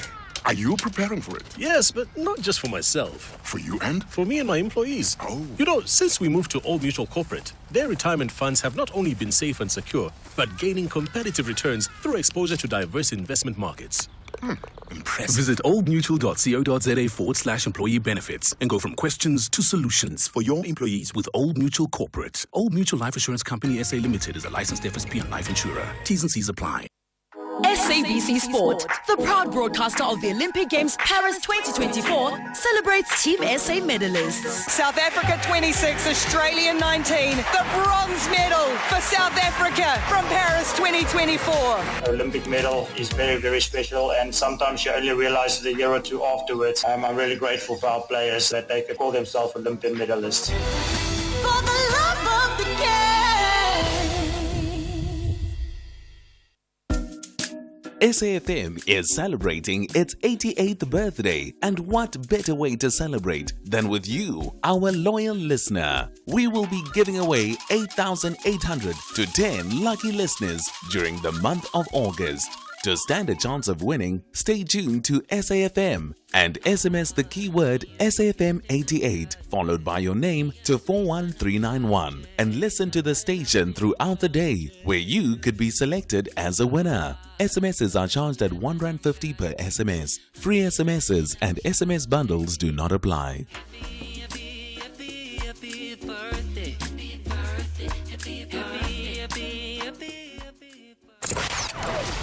Economic news on SAFM. Facts and figures you can count on. Right, as you know, Jimmy Moyaha hosts the SAFM Market Update. As always, Jimmy, good chatting to you. And then you got a couple of things. Let's start with your gold nugget, however. Good evening, Ashraf. Good evening to our listeners. The gold nugget today is property. It looks as though there's been a couple of moves in the property space. We've seen the likes of Emira Property Fund expanding into Poland, whilst at the same time, Hyprop, the largest real estate investment trust in Africa or in South Africa, has disinvested from the African continent. We actually have a conversation around that Hyprop move a little later on in our show. Some of the other conversations that we do have coming up on the show as well is we take a look at the latest developments from the grid conversation. You had a good conversation with Tsepo Gadima, independent analyst, around the expansion of the grid and what problems that poses. I've got a separate conversation with the head of project management within the presidency around the financing of this. It seems as though a lot of the lenders around the world are hesitant to loan money to Eskom for this particular grid expansion because they're not certain whether or not it'll be paid off, whether or not it'll turn into a state debt that the government will have to then bail out at some point. So it looks as though the financing for that just energy transition isn't going as well as we thought. We're going to find out from the presidency what they intend to do about that. They've been on a big energy transition drive, so who better to speak to than them? And then, as I said, that Hyprop conversation as well. We've got the CEO of Hyprop to take us through them exiting West Africa. Then we have a conversation around the financial challenges that women face as part of our Personal Finance Monday. There are specific challenges that are more prevalent towards women than there are towards men, and it is Women's Month, so we figured we'd take a look at that. And then one of the other conversations we have is just around the hospitality space. We're going to look at some unique hospitality insurance offerings from Auto in General. But before we get to that, the markets have had quite an interesting day off the back of some news that have come out. We got an update from Sasol that the market didn't like too much. That share price was down about 1.3%. But if we do a quick summary of what's been moving the markets and how they've been moving throughout the day, we'll start with the Asian markets. They were trading throughout the day. They were trading first. Sydney was up about 0.5%, with Hong Kong down about Hong Kong was up 0.1%, while Shanghai was down 0.25%. The Nikkei in Tokyo was up 0.2%, whilst European markets were a bit of a mixed bag. The German DAX was fairly flat at 0.04% in the green, while the CAC 40 in France was down 0.1%. The FTSE in London was up 0.5%, and US markets are also trading in mixed territory. The Dow is flat at the moment, with the S&P up 0.5% and the Nasdaq up 0.85%. South African markets didn't have such a good day. Industrials were the only leading positive sector that traded throughout the day, trading up 0.6%, whilst resources were down 1.3% and financials down 0.4%, almost 0.5%. So as a result, the all share finished down 0.2%, whilst the top 40 was down 0.1%. If we have a quick look at the currency movements, the Rand gaining some ground again, finally coming back to the party, 18 Rand 24. At some point we were closer to 18 Rand 20 against the US dollar. It is at 23 Rand and 29 cents against the pound, and €1 will cost you 19 Rand and 93 cents. $1 Australian will cost you 12 Rand and 1 cent. If you're looking at the commodities space, the gold price is doing fairly well, up almost 1% at $2,455 an ounce. It was above $2,460 when I looked at it earlier. The Brent crude price is at $80.77 a barrel, back up from that $76 low that we saw a couple of days ago. Platinum pricing $946 an ounce, palladium $906 an ounce, both still below that $1,000 $100,000 level. So we've got a lot to dig into a little later on. But for now, Ashraf, back to you and the team. Yeah, but listen, did you want to comment about, just a good soundbite to leave us with, as you've done all of last week? Sure. We're going to be looking at the property space, obviously, and with looking at the property space, I thought it'd be interesting to look at real estate investment trusts, and that's the soundbite. A real estate investment trust effectively offers investors the opportunity to buy real estate through JSE-listed properties, or companies, rather. The unique side to a real estate investment trust is that they must pay out at least 75% of their taxable earnings for distribution to investors. So typically, real estate investment trusts come with things like higher dividends and more consistent dividends as long as the REIT itself continues to make money. Okay, I like this idiot's guide, the soundbite you give us every day. Just made a note, real estate investment trust. Discuss with family. Thank you very much for that. Right, Joe, your show coming up after 6. Right. What we'll do is, early on we chatted to, we spoke about the issues about Eskom, remember that, and where Eskom's going and how the fact that we're not having any load shedding at all. So we chatted to Tsepo Khadima and he made many pronouncements, but this one I think is particularly important. No, load shedding was never warranted, and I made an assertion that load shedding would never return. In fact, I'm on record as early as 2018 to have said that there should never have been load shedding. I'm also on record to have said that within a period of 90 days, you could bring load shedding to an end. And this is where we are now. So since you've said that, why then did we have load shedding? And why has it been that easy to effectively switch load shedding off and switch the lights on? No, load shedding was driven largely by a philosophy to try and privatize a Eskom or the power utility through either a unbundling or as well as bringing on board the privateers who are 100% dependent on the robust infrastructure of Eskom to then purport to supply electricity when in actual effect they are nothing but just greedy profiteering rent seekers. And the politicians who had a penchant of unlawfully interfering in the due operations of Eskom, they are the ones that first and foremost by design appointed people who were completely, utterly incompetent. Okay, well, that's his point. What's yours? Perhaps we may not see it by the time the show ends, but you can WhatsApp right away, 0614 104 107. Otherwise, tweet it out. Just hashtag the National Pulse, because you play a huge role in driving the big issues that moves the National Pulse. So it's up to you, right? Let's get some calls. We've got Cassius Selala, who's been listening into the show early on. Cassius is from the Department of Women, Youth and the Persons with Disabilities. Good chatting to you, Cassius. Hi. Good afternoon, Ashraf, and good afternoon to all the listeners. Right, thanks for calling in. Yeah, go ahead. What's your point? Yeah, I just wanted to highlight the fact that as a department, we are passing congratulatory message to Ms. Leroux for her incredible victory for being Miss South Africa. What we hope for is that we should encourage people living with disabilities to emulate what she has done, typical of Kgothatso Montana's and many others that are not well known out there, to really forge ahead and demonstrate that people living with disabilities have got equal rights like the rest of us in South Africa. Absolutely. And Well, also, carry on. We are also encouraging her to really stand firm and be an ambassador to really dismantle what I would say structural, psychological, and sociological barriers that continue to be hindrance to people living with disabilities in South Africa. I think fabulous. Well said. And also, I think a big heads up to the judges, because I think in another world, the pressure on them to not choose someone who's got these disabilities would be great. So they've stuck their necks out and clearly come up with a winner that we can all embrace and who's transformative in many, many ways. So, Cassius, thanks for that, and amen to all your prayers as per that call. Thanks for that, right? Okay, let's get to Max in Cape Town. Hi, Max. Hi, Harvard. Yeah, good talking to you, Max. Go ahead. Look, I just wanted to quickly revisit your discussion with regards to the Olympics.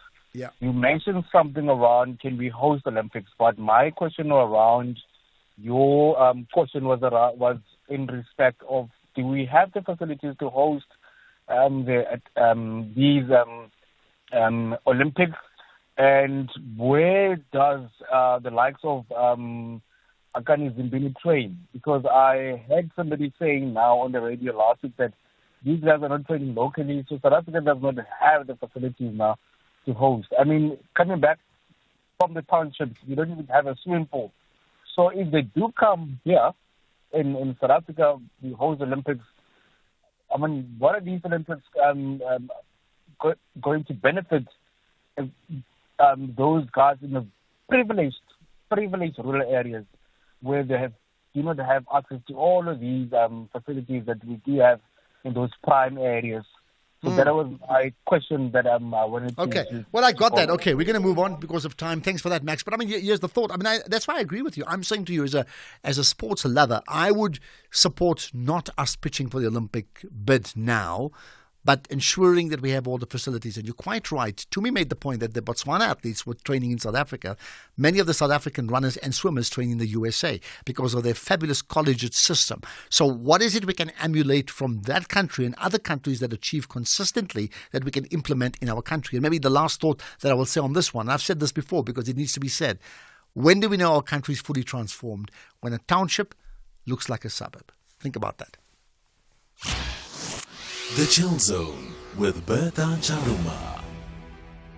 And I've got a message from Sandile who also says, I'm just going to remain Sandile. Please don't say my surname. I started dating while during separation. And I dated to gauge whether I should go with a new girl or should I just go back to my wife. But after 3 years, I decided to go back to my wife. That just is not okay. Miss B, I've come to realize that a lot of people do this separation thing precisely for this. They sit there and they say, you know what, I want to find out, I want to check if the grass is greener on the other side. Let me just test it out. Let me try and experience single life and see what it's like. Exactly as Sandile just described right now. It's during that period that they'll sit there and say, hey, it's hot out there. I think I was actually better off where I was. Bertha Charuma on SAFM. Fridays, 8 p.m. to 12 a.m. X at SAFM Radio and at Ashraf Garda. Well, we end the show with where we focus on winners and winning and what they do, and you can win in many, many different ways, not just the Olympic Games, you know that. Sonwabile in the Indamasi with me. He's a fashion designer. He's certainly won many things, many accolades around the globe, including South Africa, of course, right?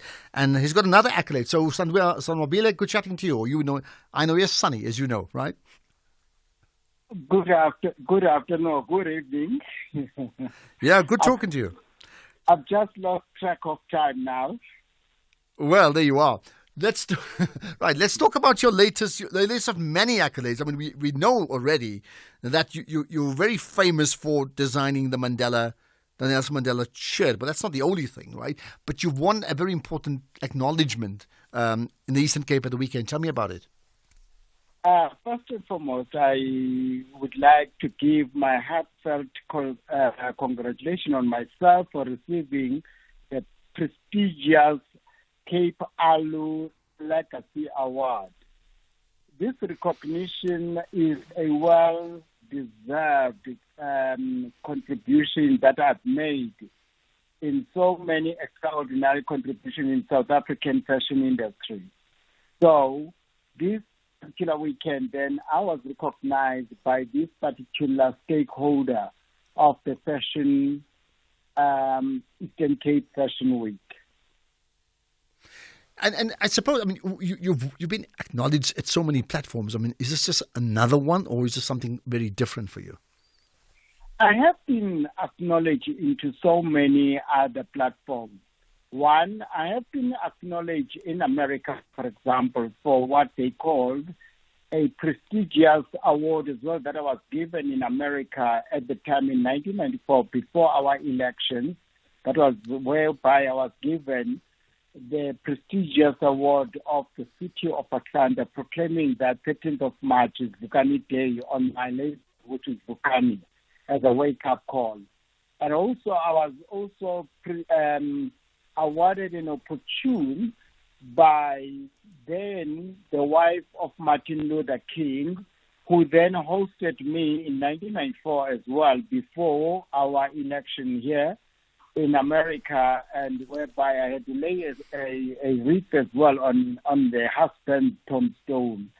So there's been quite a number of, and also the Red African Fashion Designers Award, where I was doing our African diaspora, where I was mentoring African designers in our neighboring African states as well.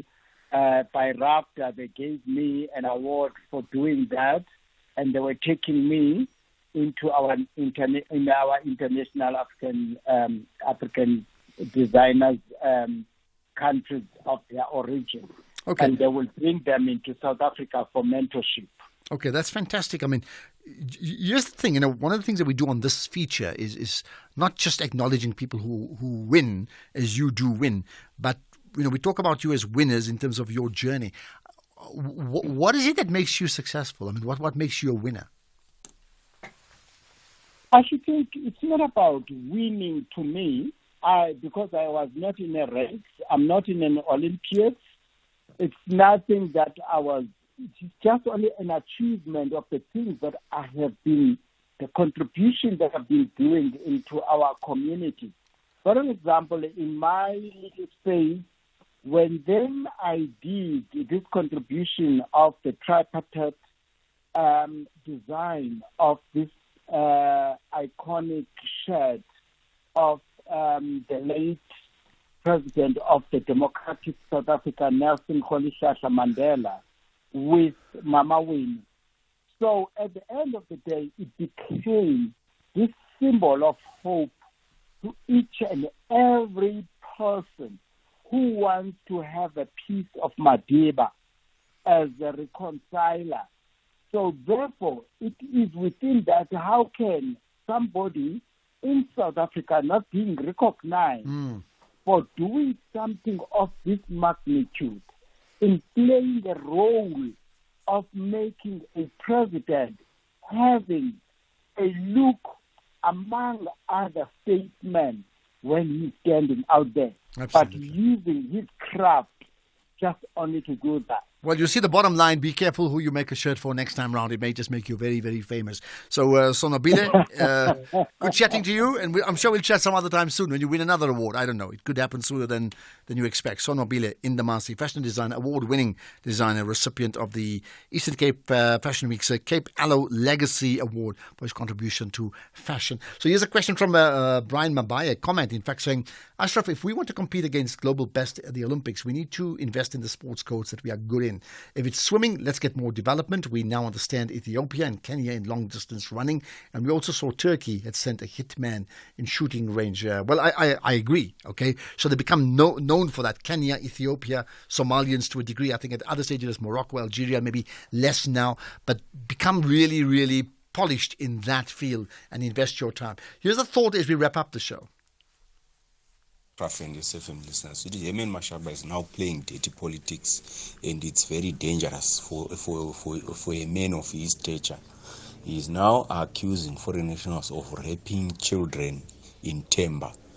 Why didn't he go to open cases of rape at the police station? Now he's dilly-dallying, saying Temba police is very corrupt. Did he went there and report the cases? He's now running out of ideas, and it's very dangerous for a man of his stature to come on the radio and talk something that is very sensitive like that. He's losing a plot.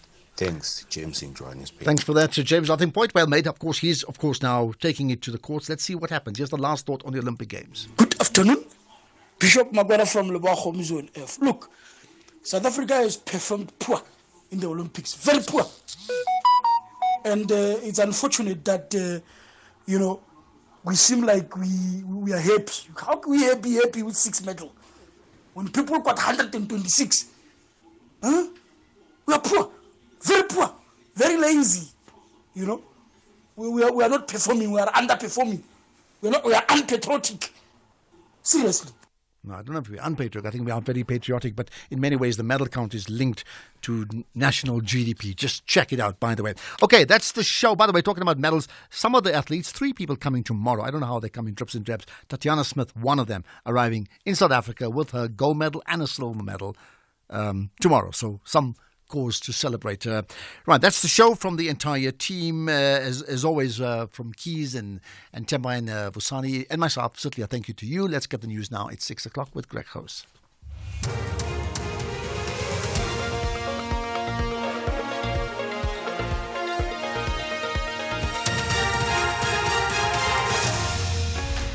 Thank you again, Ashraf. Judgment reserved in party funding case and a warning over observing the rules of war.